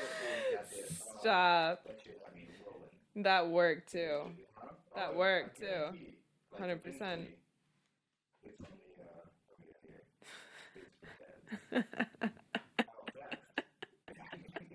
I'll send that one to you too. Literally. I mean, anyone else feel us on that? Because, yeah, 100%. It's definitely real. It's so crazy. It doesn't bother me that much, right? But it is kind of sketchy. It's super invasive. It's super invasive. Yeah, I mean, honestly, sometimes when I'm like in a rush and I don't know who to go to like shop for a specific thing, I'll like say it in my phone and then I'll go on Instagram for a minute and I'm like, perfect. Like, this is what I needed. Yeah. I mean, it kind of, yeah, you're right. It's a double-edged sword, though. It knows you, so it's weird, but it's also, like, kind of handy sometimes. We can all collectively bargain. Right. Companies and be like, we'll give you $10 For sure. And then the ads will stop. Maybe. Oh, my God. We've done that, but we all said, We all said, we're good. That's supposed to be free. Mm-hmm. That's just how we think. So It is, though. I don't like when people, like, blame the companies Yeah. solely. I mean, they gotta make money somehow. Right. It just gets out of control sometimes. They need private jets. Right. I get that. They need them. They can't not have them. Yeah, kind of. I don't know. So you went to Bonnaroo? Sorry to flip it. Yeah, I went to Bonnaroo back in 2012. Nice. This one's from my girlfriend when she went. Cool. A few years later. Who'd you see? Who was your favorite? This is the thing. I literally lost my mind. Did you? What happened? It's like a little psychosis type of situation, I think. You and pretty much everyone else, though. Yeah, kind of. But that was... It's not just you. Like, literally everyone. But mine wasn't a fun time. Okay. They all got mine. Right. For sure. Or maybe a medium bad time. I lost my mind. Like, yeah. For, was it 4 days? 4 days. Wow. Why? Well, okay. I won't say the drugs, but yeah. there were some drugs involved before. Okay. You know what I'm saying? Yeah. You were hanging. Yeah. Hit it. Right. We've been off this whole time. We have to scrap it all. We gotta start over. In fact, I need to put that on my checklist again. You do. That's the move. More heat. Need it. More heat in this situation. I straight up lost my mind. It was crazy. Like, my buddy Paul remembers. So were you terrified? I was losing. Yes. Okay. You know when you're like, I don't know what you do, but I don't know what you do. Also, I don't know what you want to put on the internet. But you know when you're high up and you're like looking at your hand. For sure. Basically, like sober, like what's it all mean? Right. Right. Okay. You were just trying to figure out everything. Yeah. That's tough. For sure. And it's all punctuated as well by my buddy Paul. Before we left, so we're taking my car, driving to Tennessee, bunch of camping gear in the back and whatnot. He decided to bring a half ounce of bud with him. Yeah. There's plenty of weed. Yeah, you're good. For decent prices, I'm pretty sure. There wouldn't have been no problem. Right. It was just dumb, and we were 18, 19. No, I was 21. He was 20 at the time. How old do you want to say how old you are now? Now, 29. Okay, so I didn't even know this was a thing like 8 or 9 years ago. Bonnaroo. For a grip. Has it? Yeah. Okay. Definitely for a grip. But so I and his dad, everybody's like, hey, don't take weed through Georgia. You know what I'm saying? Yeah, I have heard that. And it's Bonnaroo weekend, so they all know there's kids coming through here. Right. Taking weed and other drugs, worse drugs, right? Gets worse, blah, blah, blah. So I'm like, yo, because I wasn't even smoking that much at the time. So I was like, hey, if you're going to take that with you, that's your weed. If the cops pull us over, I told them before, if the cops pull us over, that's your weed. Yeah. Because It's your weed. Yeah, it's yours. Literally. It's literally your weed. So, yeah, we get pulled over. He's driving my car. I'm in the passenger seat, passed out. He's just like waking up. Pulled over. I'm beginning to start into the psychosis stage. Oh my God. That's tough. That's so tough. So we're in, Butts County, Georgia is what it's at. Okay. And they separate us immediately. Yeah. They step out the car, come back here. All they did is saw all the camping gear in the back window. And they're like, oh, they're going to run her. Right. So, and a black and a white kid in a Fleetwood Brougham Cadillac. Big boy. Okay. So they separate us immediately. I'm still sitting in the car. The cop comes over and he's like, your buddy's gonna have a problem. Oh my God. So I narked him straight up and down. Yeah. I'm sorry, Paul. To this day, I'm sorry. You were like, game over. Is there any reason why there should be, the cop thing? Right. So, they what's the funniest part is they didn't. Cops are the worst. Legit. They are the worst. How they like always get you to rat out someone. It's when they know how to target people younger who are like, oh my God, my life's gonna be over, and then they're the worst. No, they knew exactly what they were doing. They were great. They were efficient. The other part that sketched me out too is you have so it's blacked out SUVs. It's not the regular cop cars of whatever county. Okay. They got the what's it called on the chest? The police dog. Right. Situation says K9 unit on their shit. Were they like out there for the festival? They're specifically out there for this festival. Right, because that's what they do. That's right. They know when is it? I don't know. June, July. What do they do? Like look at your car and they're like, we need to pull this one over. So fucked. That's so fucked. But yeah. They can do that too, right? What's that? Profile you and pull you over. Well, I mean, they say like speeding. So this one was, the reason for the stop was following too close to a tractor trailer. Which I think the law is actually different in Georgia than in Georgia. Okay, like what? You have to be like certain car lengths away from That's insane. Yeah. That's insane. Yeah. But I narked on. So that sets the tone. Right. For sure. His written ticket, they take right. the lead, and then we continue on the Bonnaroo, and I'm freaking out in my head. Right, for sure. That's insane. I would be too. I think in my head, I'm thinking he hates me too. For sure. He probably did a little bit. Oh my God. Yeah. I mean, it happens though. They get you in those compromised positions and you just like don't know what to say. Like I get it. Yeah, they know what to do. You get older and you're like, I know how to keep my cool now. I wish I'd have been put in that position. Right now. Right, totally different. Yes, there you go. It is good, isn't it? I brought some black cherry. You want to put these in there? Yeah, let's put them in the cooler. You want to take a little break? Oh, I'm like burning that. Right back. Oh, that is so crazy. Yeah, dude. We're live again. Second cut. We're back on it again. What?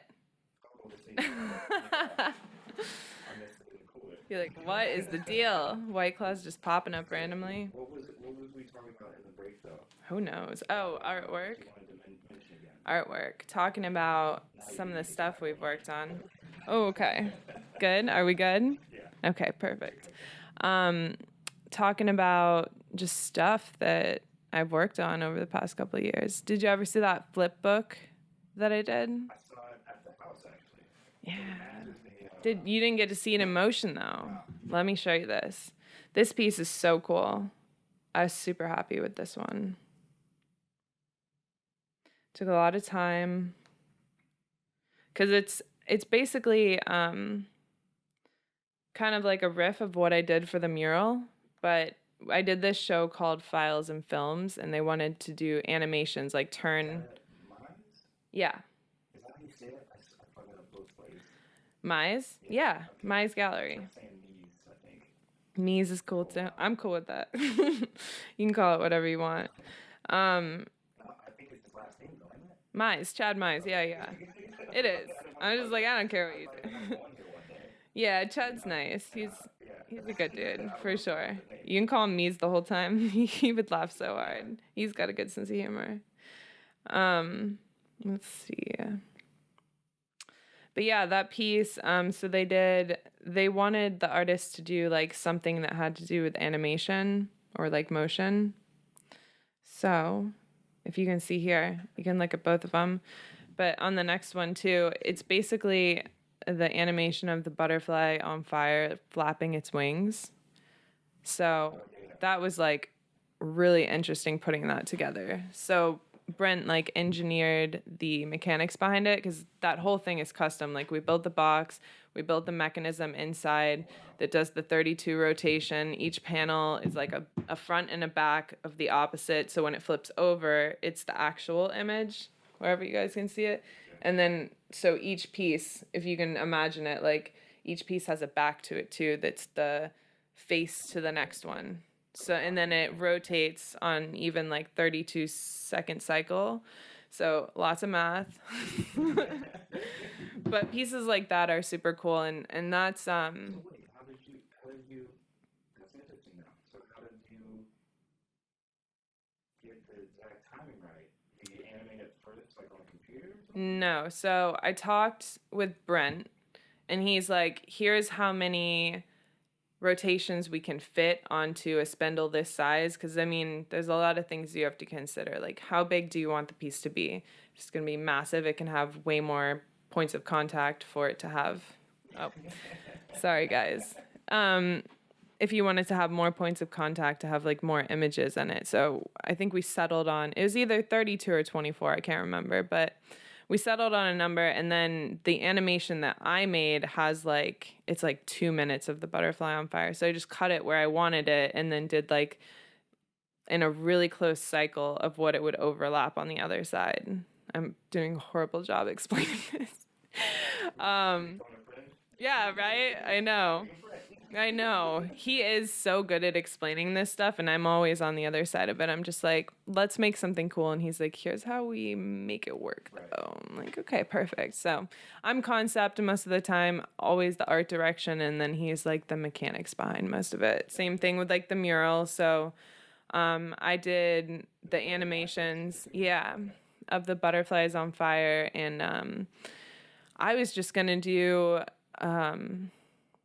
like I was either going to do a projection of it on the wall and paint it or do like a giant print, because I really like working in multiple mediums. I think print is such an interesting medium because I love photorealism. So I talked to him about that and I was like, well, I want to do a print. And he was like, if you do a print though, it's just going to fall apart. Like it's not going to stay contact to the wall because you've got like different substrates that you're working with always. And that wall specifically was like, I think a stucco. So it was like a very bumpy consistency. Yeah, like whatever surface it is that you're applying something to. So when I initially went in, there's like so many weird components to the work. Like I like to work... coming for you guys. I like to work with lightbox paper specifically for prints. I kind of changed that rule like a couple months ago, but I did like to work in that because it allows you to get this like hyperpigmentation close to the actual, I know, did I fuck that up? Hyperpigmentation for the for the actual print. And then it also allows for like this really nice clarity that you wouldn't get on a lot of other prints.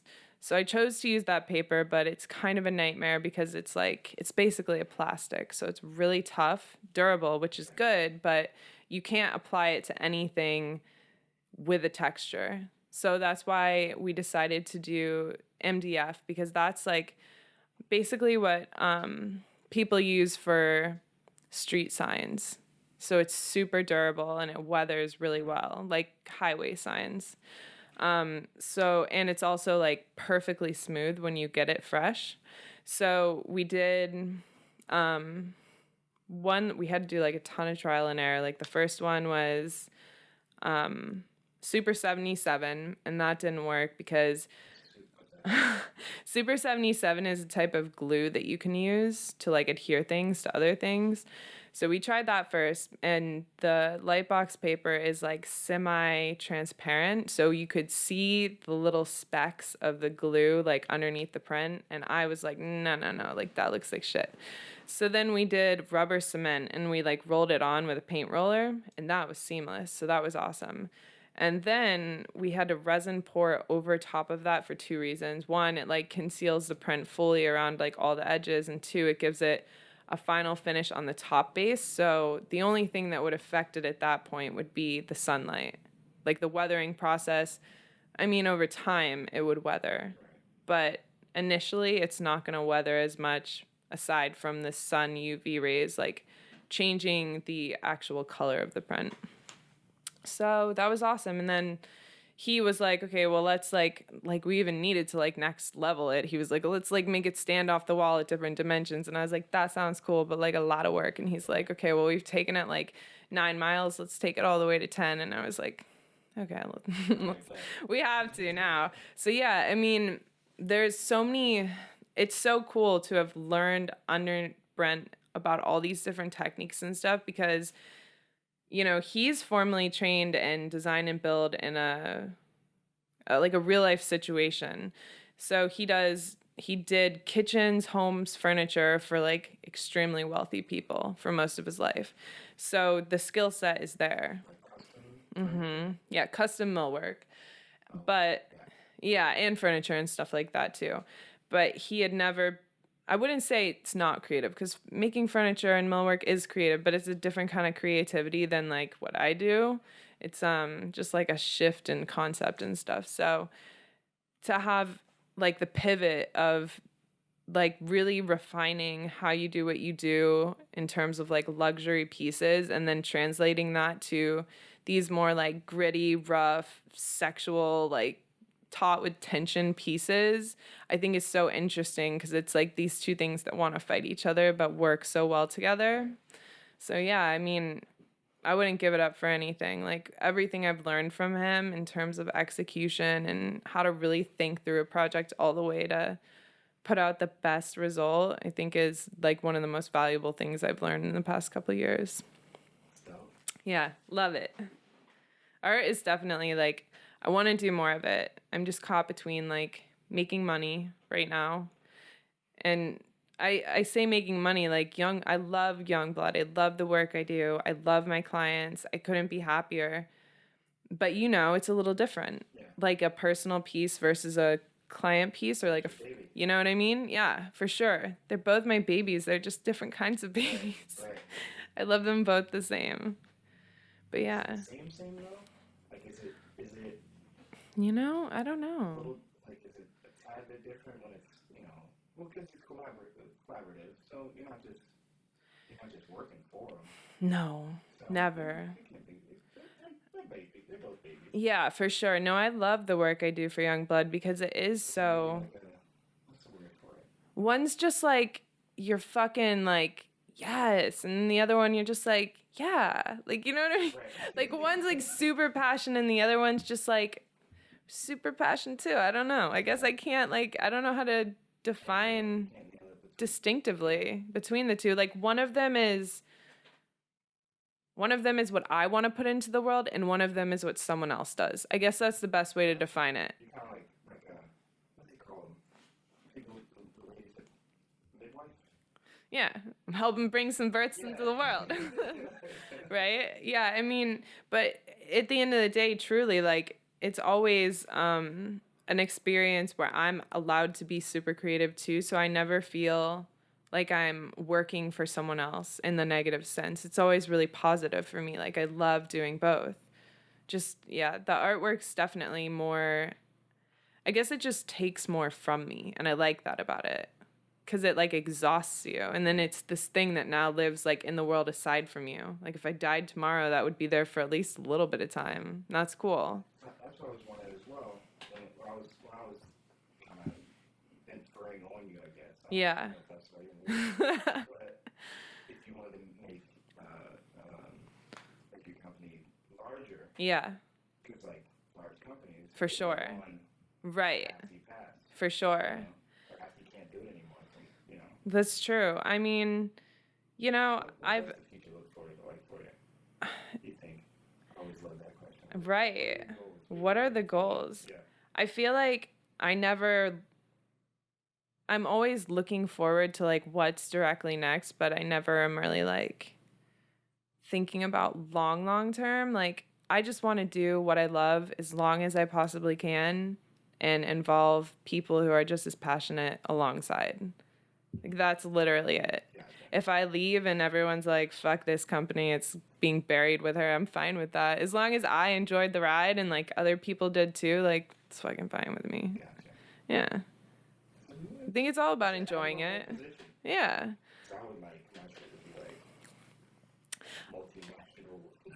Yeah, I mean, that's definitely nice. You know, what's so crazy is like, I was actually just looking at, so I'm related to Thomas Hart Benton. Do you know who that is? He's a painter and he's a muralist. So he is super rad. And I was looking through his book the other day, and it's so interesting that you talk about like this legacy you leave behind, because I mean, that's exactly what that is. Oh man, he is in the Whitney in New York. And when I went there, I was so high. I never smoke, and I went in there so stoned. And I went up to the piece, and I was like having a moment with it, and I was like, this is pretty cool. Like, someone I'm related to painted this. And this woman was like, back up. And I was like, you don't even know who this is. To me, I was like, I have real estate here. But then again, like, I really had no real estate there. So, right, for sure. I was like, this is my spot. But yeah. Yeah. And he's my great grandfather. Yeah. Yeah, for sure. For a while. He was famous in the 1800s. Oh, wow. Yeah, for sure. Let me make sure I got that right. What was his name one more time? Thomas Hart Benton. Thomas Hart Benton. I'm gonna check the work. It's probably on that like Google. Oh, probably on Google. No, I'm saying yeah. So. The Google art thing. You ever see that app? No. Yeah. That's crazy. You got to send that to me.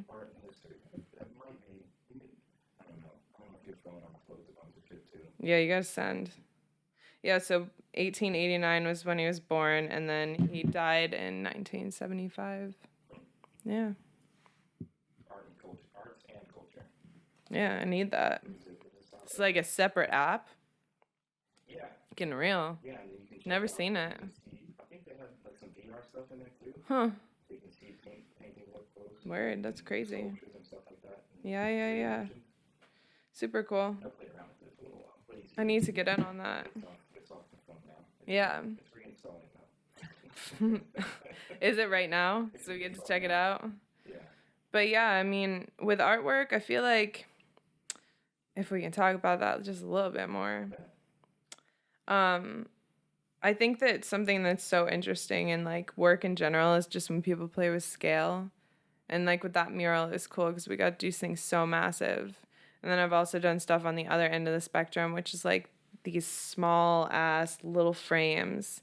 Like everything in my work, it's kind of weird because I don't really look at it retrospectively and like figure out my process through things. But I think I'm always trying to figure out how to like one up the last piece I did. So sometimes I'll work in like series. Right. Fish in a barrel. Like I need to move on. But I've gotten past that now, at least I hope. But I did that one piece. Let's see. I'm back away from the mic again. I'm pretty sure it's gonna work out. It's picking me up anyways. Yeah, like this piece is like tiny. You can see it. That's small? Oh, it's so small. Look, that's a spray paint can. Okay. Yeah. And I can send you some of this stuff if you want to throw it up in the corner, but also... So like this is an example of something really, really small, and then the mural's obviously massive, and then, I did this piece on the back of the bends too. So that one is like another version of that piece. So I sometimes work in like series where I'll try and figure out like different kinds of ways I can portray like one different thing. Because it's weird. You see, like, I do a lot of prints, but they always have something to them. Like, it's never just the print. Like, this took forever to do on the back of that wall. Painting it black first, and then it was multiple die cuts. So, like... See, this is the thing. I like art. I don't know shit about it. Yeah. I mean, no one really does. We're all just trying to figure it out. Yeah. Like, when you say terms, I'm like, I'm lost. I'll be... Oh, right. I mean... No, I'll explain it to you as best I can. So basically doing, what I did was I printed out onto, I'm totally like, my brain is melting right now. What is that paper called? Oh, duh, like vinyl paper. On a vinyl, I printed out like, so I had to split this image of a gold frame with the highlights separate from the background of it. And I printed out the background on one piece of vinyl. And then I printed out the highlights on another. And then we applied first the background and painted all of that gold. And then had to lay down the highlights on top. Yeah. What were you going to say? Oh, this is the one that someone jacked out. Yeah, Right? for So sure. that was all still chilling on the wall. Right, because it's separate from it. Like, so there's always there's always multiple elements in what I work on because I love there being different like tactile elements. Like, I just think that's interesting. Right. So yeah, that took so long to do because you had to then like place the highlights exactly on top of this other piece, and they were cut up into sections too. Like, I have an install piece on my page of like us installing it all and like doing sections and then pulling it down. So, and then the piece in the middle, that's like what I talked to you about before. It's like MDF with the print on top of it with the resin pour. So there's always like a ton of elements that go into every piece, every piece. I have this, did you see those mirrors in my house? The coffee cut? Yeah. Those are made by hand. Those frames are cast by hand by us. And what? It's cast in basically what you would use to make like a bird water feeder. It's basically just like a, what is it called? It's something similar to like a cement. Okay. But it's not as durable. Like, it will smash if you drop it. Word. Yeah. So I can't think of the word for it right now, but when Brent was working at his own shop, because he had a business for a little bit, he worked across the street from this guy who did, he like hand carved pottery and stuff. So he would make a lot of molds because he got into like the commercial side of it where people would come and they'd be like, yo, make us this weird cup. And so he had all this stuff for that. And he asked Brent to make him some tables. And Brent was like, yeah, but like, can you also help us make a mold for something? And he was like, yeah, for sure. So he made us this mold of this, like, I found this frame on eBay that I was like in love with, but there was only one of them and it was broken. So we restored it and then we cast it inside the mold. And then once the mold was made, then we poured like 10 frames. 3 of them made it, which is all we needed, thank God. But I still have the mold. Like, I'm planning on doing one day a series of like a whole room with like all those mirrors, but it takes a while. They're gold leafed by hand. I did that by hand. So those pieces, yeah, those pieces took easily like 120 hours. And then it's the mirror and then the vinyl applied to the mirror. That's the least intense part of all that, but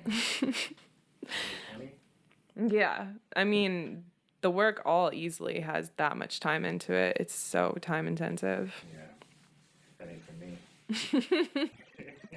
Right. I mean, you find something that you're passionate about, though, and then you'll put the time into it. I get jealous, though. You know, if I, Yeah. You admire. You admire it. I was just going to literally say that. That is my favorite quote. Literally. When you respect someone, Wait. Oh, shit. it's when you like someone. You got it? Oh, that's so close. Hold on, I texted it to someone the other. Yeah. Admiring is When you like someone enough, or wait, no, hold on. when someone's better than you, but you still like them. Yes. That was the dopest shit. Yes. I was like, that's the realest. It is. The realest way to put it. I'll tell you what, guys, when you've got these lights blaring down on you, it's hard to think. It's a lot. It is. We are at 100% right now. I feel like I am also at 100%. I feel like I might be able to bring him down a little bit. Yeah, we're going to set the tone for the evening, bring him down to an 8. We're going to be at 100 the whole time. I agree with that. There's no way we can fade away at the end. We got to keep it consistent. 100%. Yeah, for sure. But do some more testing. I might get the right lighting. No, you got it. We're good. I'm going to be looking good. I'm going to be blown out. Just 2 eyes. I'm hoping not, honestly. Yeah. Looking good. That's where my time comes in. Yeah. Is the testing shit. Right. And it drives you crazy. I've been there. And then you make a small change. Do you make small incremental changes or do you make large changes and then you're like, oh, fuck? In your workflow in life. Dude, I'm the fucking 9. Brent will be small changes and I'll just go to 1,000 and he'll be like, what happened? And I'm like, I couldn't wait. I needed to see what the drastic opposite looked like. And he's like, that's not how it's done. That's a good process in terms of, I studied economics. Testing slowly. School, right? Yeah. So pretty much anything, there's extremes. Right. Extremes. And then you can figure out where your optimality is. For sure. In the middle situation. Yeah. And sometimes it's way closer. So your process isn't bad. Right. There's room for both. The problem is, though, how much time do you have between the two? Right. For sure. That's how I always am with him. I'm not patient. He's like, until you get it right. And I'm like, dude, I don't have time for this. I'm going to 10 and then I'm going to pull it back from 1. You know what I mean? Find that sweet spot in between those 2 things. But yeah, I mean, both are valid. I'm always gunning it. That's how I live life. Just constantly. Oh, for sure. How do you think I got in the position I'm in now? I just wasn't taking anyone's shit. I was like, I'm doing it all the way, and if it doesn't work for me, then I'm out for the count. It's not an option. That's great. I admire it. It's definitely not always going to be something that plays in my favor. I'll say that, but... Have you taken any L's? I love this question, too. Always. I mean, what's a good L? Let's see. Give me a recent one. A recent big L. Not the little jobs. Oh, I wish I could talk about this. It's legal. It's legal stuff. But let me just say, I will say that, and I might need you to cut it, but I will say that someone tried to put their foot on my neck, and I was like, no. So I took him to fucking court, and I'm still there right now. And even if I lose at the end of the day, I brought him through this process with me. And I'm proud of that. I'm not going to let someone walk all over me. And I think that's really important. And I spent a lot of fucking money. And if I don't win, it's going to be insane because I have all of the legal paperwork and the ethical standing to be the one that comes out of this getting what they deserve. So if I don't, I'm really going to be, bummed on the system. Yeah. But I also wouldn't be surprised, you know what I mean? So at the end of the day, what I take from that, it's a huge L, but at the same time, I'm like, I stood up for myself, and that's important. If you believe something, fully, don't let someone take advantage of you. Sounds like a W, though. I love that. It sounds like a win. I mean, sometimes I feel like you got to do that in life, though. Yeah. I think you got to frame things like that. Right. I've been through enough stuff like that where it's just like if I constantly looked at it in a negative way, I wouldn't be able to push through every day. Right. But there's a point where you get to and you're like, okay, you know? And it's things just offset themselves, but if you're positive along the way, you get to where you need to go much quicker. I mean, it's hard. Just wondering where I can apply that more in my life. Just anything that's negative. If you can combat it, I mean, like, feel your feelings, but if you can combat something that's, like, really giving you a tough time with positivity and just be like, not even positivity, just be like, what can I learn from this? Like, how do I come out a better person from going through it? You're so good. More active. Right. But if you just sit there and you wallow in it, you're fucked. So am I. I am too, but I've like forced myself not to be. I'm pro wallow too, like all day. But you have to make yourself not be that way. Because if you like just wait until you get in a situation where you do the opposite of what you want to do, and you're gonna be like, wow, that's a game changer, right? You're gonna be like, that totally is an entirely different situation that benefits me now. I'd like to be consistent at it though. I mean, even just doing it once is good. Yeah. Like one positive change. That's the best. Anything is good, right? Yeah. Little steps. For sure. Little steps to the big step. Yeah. You're almost there. So you got anything you want to tell me about? Any cool stuff you're working on? Like I said, I've been chilling, dog. Right. For sure. I feel like we all have. It's been kicking it. That's the one thing, for the most part, that Corona situation has helped me with, is just like chill out. Like, it's not that. There's more important shit. Right. Right. Kind of. Kind of. For sure. You know the feeling. You're a artist. Yeah. If you don't get this shit off your chest, or if you don't get it out there like the die. Yeah. Life is over for sure. Yeah. Like if I don't. No, I get that. I will die. Yeah, you have to. You feel the feeling. You do. Yeah. It's also that pressure to like, you're like, I have to do it. Like, I just have to get it done. Yeah. I get that. Definitely. Right. Well, I mean, you're doing positive things through all this, so you're taking advantage of the time. You are. Kind of. But, yeah. I heard you're like hustling. Yeah. That's the thing, though. When you know if you hustled harder, Yeah. you'd be in a better position. I mean, no.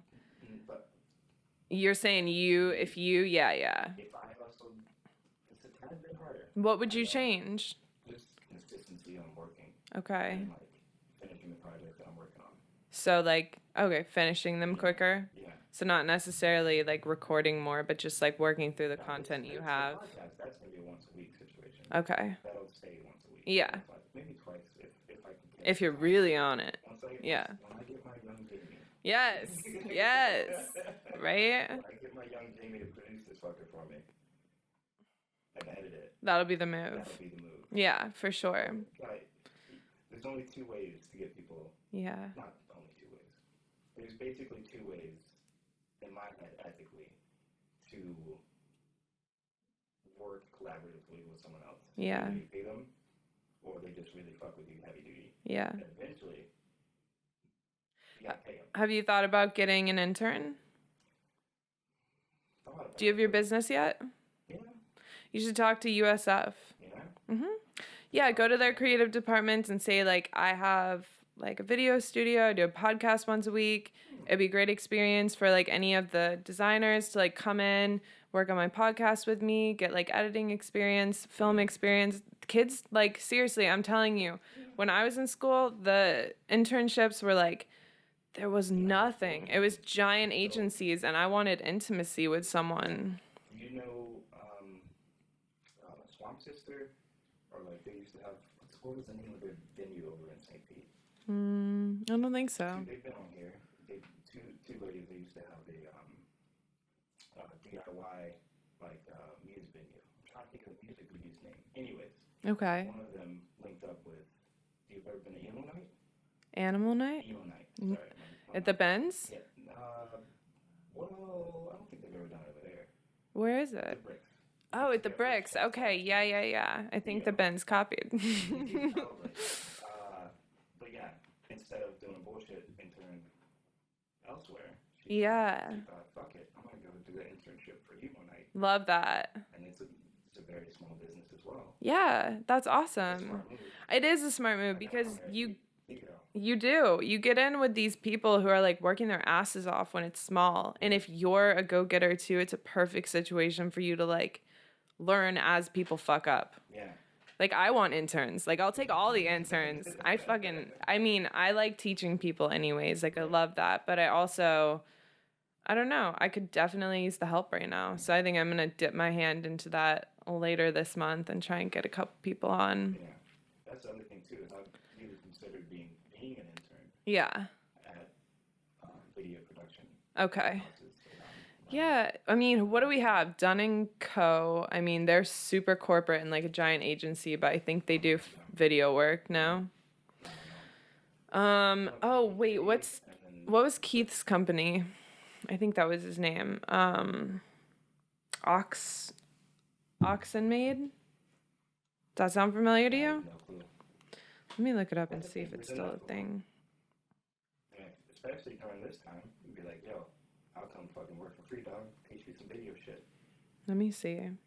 He had a studio. I think his name was Keith. I met him a long time ago when I was still in school.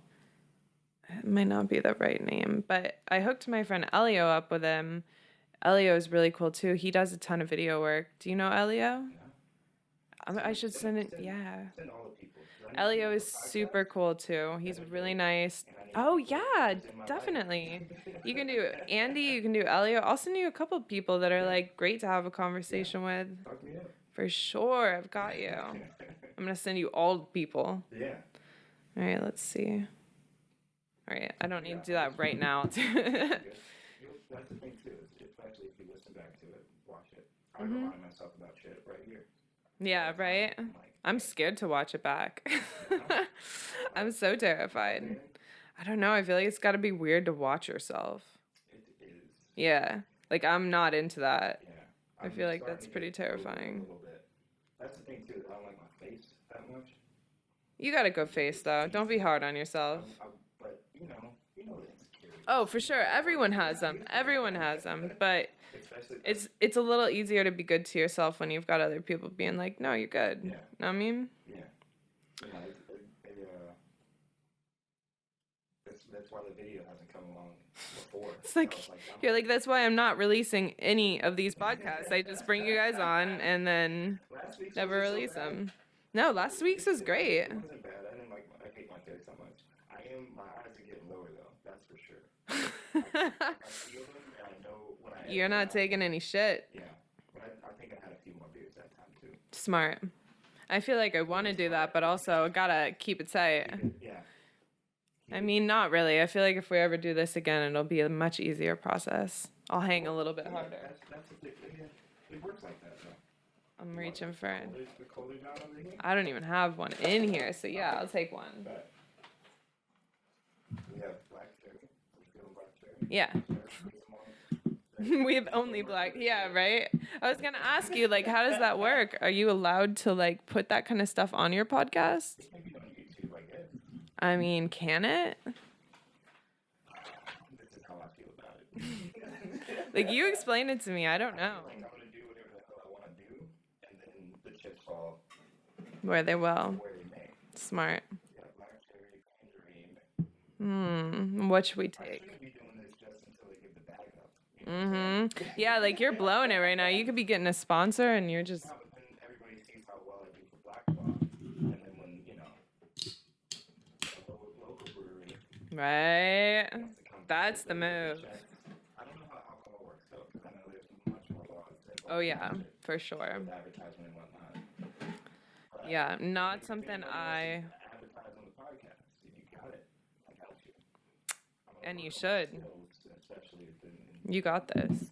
that's the thing, I'm not a salesman. You are. You're selling it for me. I can sell it, but I'm not a salesman. Same. Salesperson. That's for me. I like when I did. No, I totally agree with you though. But I did like marketing for about a year when I started Yungbld, and I hated it so much. So I didn't do it. Like I did for like What did you hate about it, though? everything. Like everything, literally. It's just this impossible, horrible beast. There's so many components and it's all such bullshit. Like trying to figure out what photo sells to what people. I'm like, I don't give a shit about this. Like, I'm going to make good content and it's someone else's job to sell it. Like, I don't know what to tell you. I'm not doing that anymore. Like, but it works out well because I've never had my clients ask me to do it from now on. So I'm like, I was just trying to make money when I was first starting. So anything that came across my desk, I was like, I'll figure it out. Yeah. I'll do it. And then I started doing it and I was like, this is not for me. No. Yeah, it's a nightmare. Yeah. It seems like it. Facebook ads, dude. I tried to do that for a week and I was like, I hated my life. It's impossible. Have you ever done one? A Facebook ad? Yeah. I haven't done one on Facebook, but I've done Instagram. Okay, well, situations. This was back. Company situations. I think this was back before Instagram was like really popular. Oh yeah, sorry guys. This was back before Instagram was so popular. It's weird. I can hear myself now. Not in these. Oh, we missed a bunch of good content, you guys. I am the worst. It does. It's a program called Levelating. It's a godsend. And Audacity, right? That's the other one you use? Audition now. Oh yeah. Yeah. I might kill some noise, white noise. It's a process. Yeah, I'm surprised you never have like music in the background or something. No. I guess podcasts don't really do that though. And I tried it with the background music. It's not a good look. No. Well, I will shout out to Beats and Show podcast. Yeah. Because it's actually a music podcast. Yeah. But they have beats running in the background. For sure. But just for taking it. Can I wear them like this? You don't have to wear them necessarily. It doesn't work. I don't have to wear them? Not necessarily. I wish I would have known that before. I feel so free now. I can be myself finally. Oh, shit. Right, I'm busting out now. Gotcha. What were we saying before that? It's a good question. I'll make it my main job to be on the mic, though. Now that I have the headphones off, I'll make it a priority. Work it. Yeah. What were we talking about? Facebook ads are the worst. So that's like a fact. Not giving up on that one. What else? Did other people fuck with it? Like other people probably. Yeah, they have to. I mean, someone has to do them. Marketing that really dig marketing? I feel like for sure. That's probably the only I don't know any of them, but yeah. It does seem like a suck-ass time. I mean, marketing is weird because you truly, like, as a designer, you have to understand marketing. And I do. Like, I understand relevant trends of things, but I don't apply that and I don't use it to sell something. Like, I use it basically to, like, understand where we've been and where we're going, but I don't use it as, like, leverage to, like, push something on a certain market. Does that make sense? Yeah, I mean, I think it's kind of, like, the worst how people do that. They, like... But that's where, like, stagnant design and art comes from, is it when people are focusing on, like, following the path instead of, like, understanding that it's there as kind of more of a, like, a guideline of, like, what's been done, just so you know, like, what you can do, not necessarily what you should do. Right. You know what I mean? Yeah. Does that make sense? Kind of like, how does it fit? Oops, excuse me. How does it fit in this space? Right. Time? Right. Not like how do I fit it? Well, like the way I think about it is like look at product design, like any product design, you know.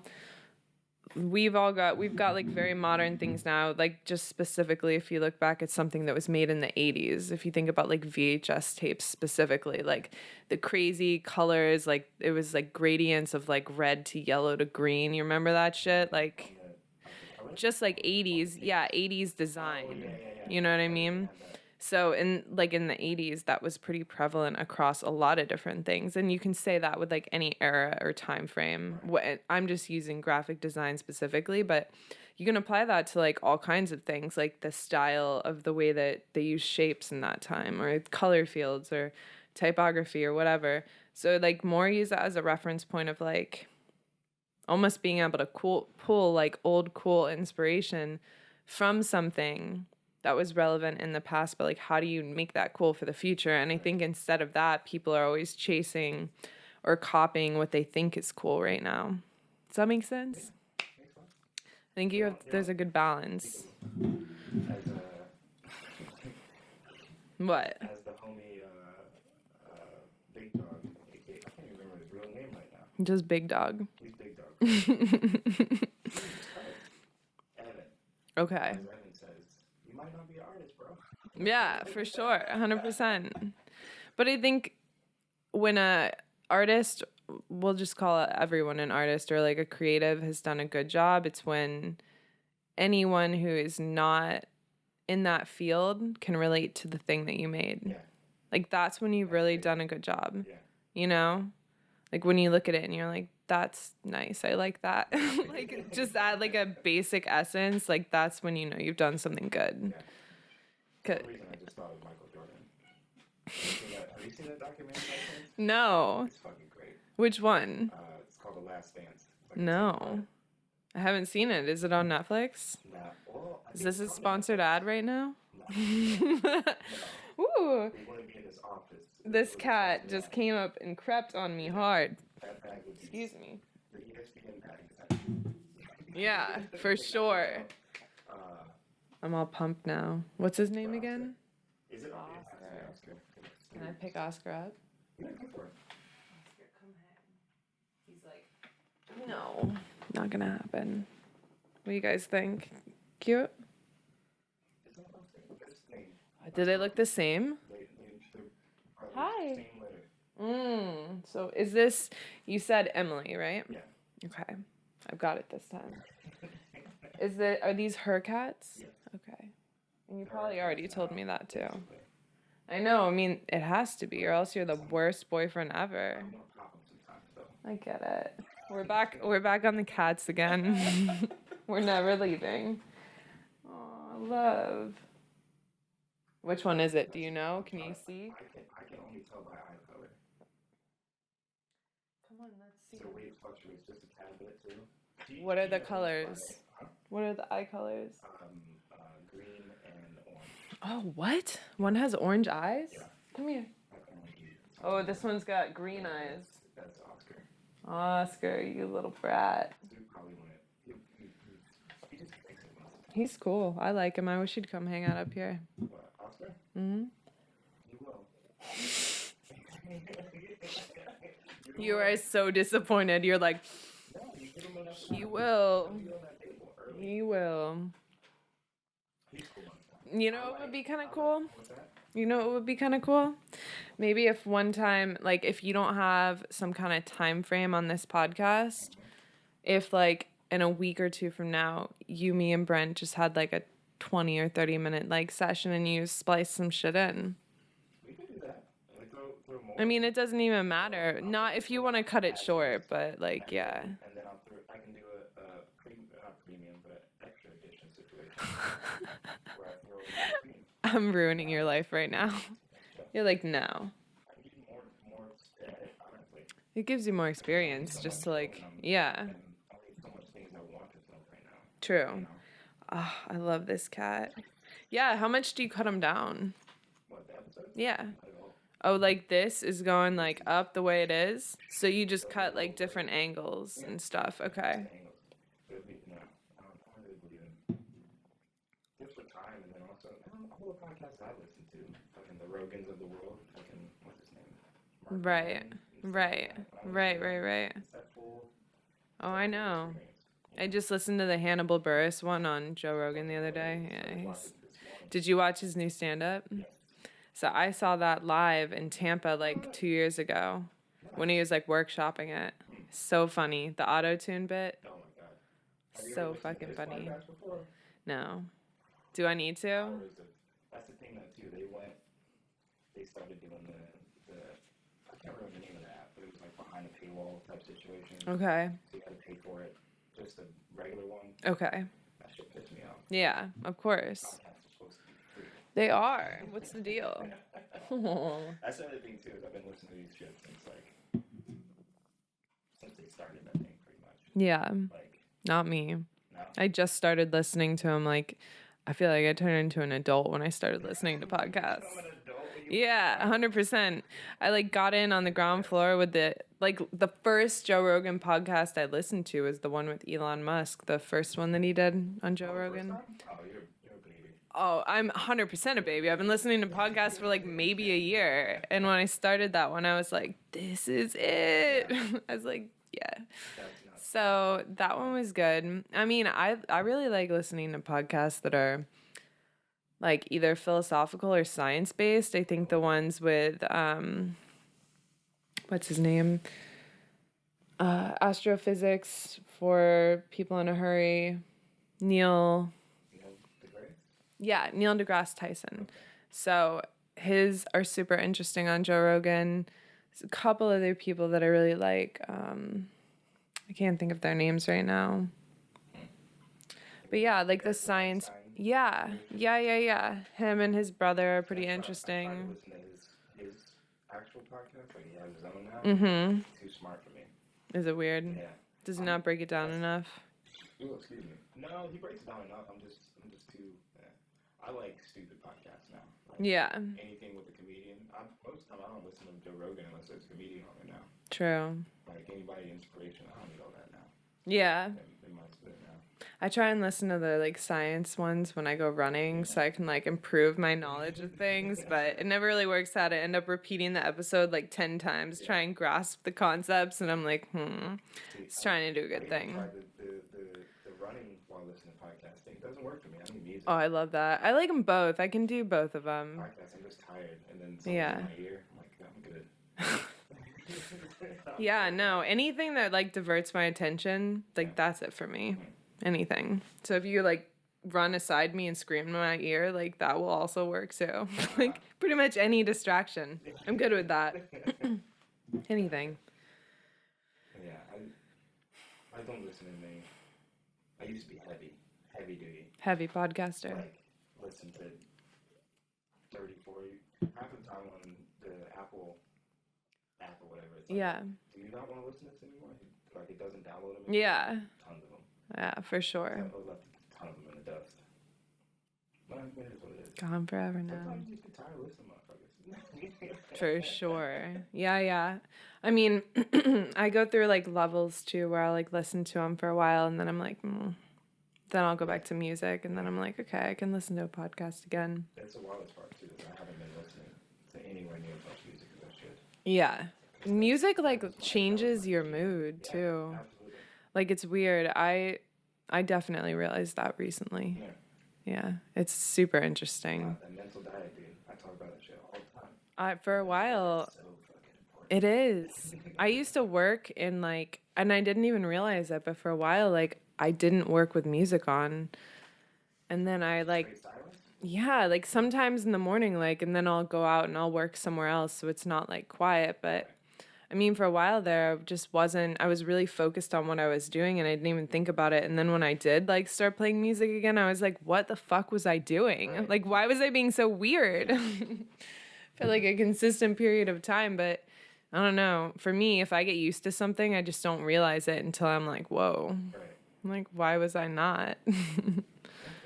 But yeah, when I did that, when I finally started listening to music again, it was like a totally different experience. Like I was happier. I was like enjoying everything way more. Oh, yeah. It's crazy.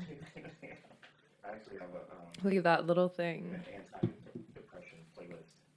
Like if I start Nice. getting a little I love that. every track on that bitch, it's fucking Yes. Is that a 10? yeah. That's so good. But like the music itself is like in a positive direction. Love that. I need that. That shit works. I need to go home and like make myself a playlist. That's smart. That shit works. Yeah. Because sometimes you know how it gets being human. Right. Totally. I mean, things get you down all the time and we're in like the craziest time right now. So we need like will you upload your like high key playlist for us? Because What's that? It's all yeah. I'll put a link below. yeah, link us. I hope it's Express Yourself by NWA just over and over again. See, that's what I gotta add on. I gotta Yes, you do. I have a couple of those songs too. Rex Orange County. Like my friend Emma is always like, "Oh, this is." Well, she definitely doesn't say but she's like, "This is sad music." Yeah. And I'm like, this music is not sad though. It doesn't feel sad to me. I love it. It's like happy for me. But the lyrics totally are sometimes the opposite of that. Yeah. What you got? Well, the best track is The World is Yours, Nas. Do I see, like, what is that right down there? What are you playing right now? Looks like an old school album cover. What are we looking at? That was actually playing when you came in. Love that. Home is where the hatred is. Yes. Bill Scott. I was listening to Disco Inferno on the way over here. Oh, yeah? That is the move, too. I'll tell you what. Happy track. And that, like, that's the one that does it, too. Electric Avenue. Somehow that shit. For sure. You know what I'm saying? Yes. Can you put that in the background of this? Love that. Yeah, you feel that, like, immediately. I already feel it. Like, I need it. Pineapple Express situation. What do you think? Should we wrap it up and eat dinner sometime soon? That's a bet. Are you feeling that? Yeah. I'm feeling that too. That's a bet. You guys eat dinner. Any dates or any promo? Anything coming up soon? Let's see. What do we have? Promo. Go to Yungbld.com. Write us an email. Type it more so you really feel it. Okay. Go to Yungbld.com. Write us an email. Tell us something that inspires you that you want to do so that we can do it together. Because no, I don't have anything like on the books, but I'm down to do something. So let's do it. That works. Any and all collaborations are welcomed. That's it. That's all I got for you guys. Can we do like a credit list roll at the end of this? I mean, yeah. All the people I talked about in the podcast, really. Juan, Mimi, Brent, Amy, Emma. Let's see. Yeah. Desmond. It just depends how much time I got. Yeah. Can I keep going? Right? Scott, I mean, there's a ton of people. Anyone and everyone who's ever worked with me or like just been a friend or done something kind, like shout out to all you guys because you helped build like my character and you're awesome people. So love you all. And then, yeah, Nick, Thomm, and Jonathan Zawada, thank you for like being awesome creatives because Jonathan Zawada. Yeah, love him. They're both Australian artists and they inspire the fuck out of me. So love their work. So that's about it. That's all I got for you guys. Hopefully do it again soon. Yeah, second round. Yeah. I'm down. We'll see some progression on my part. Let's do it. Well, oh, you got this. Yes. You guys will not catch me with headphones second time around. People with big ass cameras. Love that. In your face, making it real intimate. Yes. Work. We got this for the next time. What's the new show? Yes. I'm down for that. Next time. Next time we got you guys. Except for no red table. Thank you. Yeah, because we're in black and white. Bye, guys. That was so good.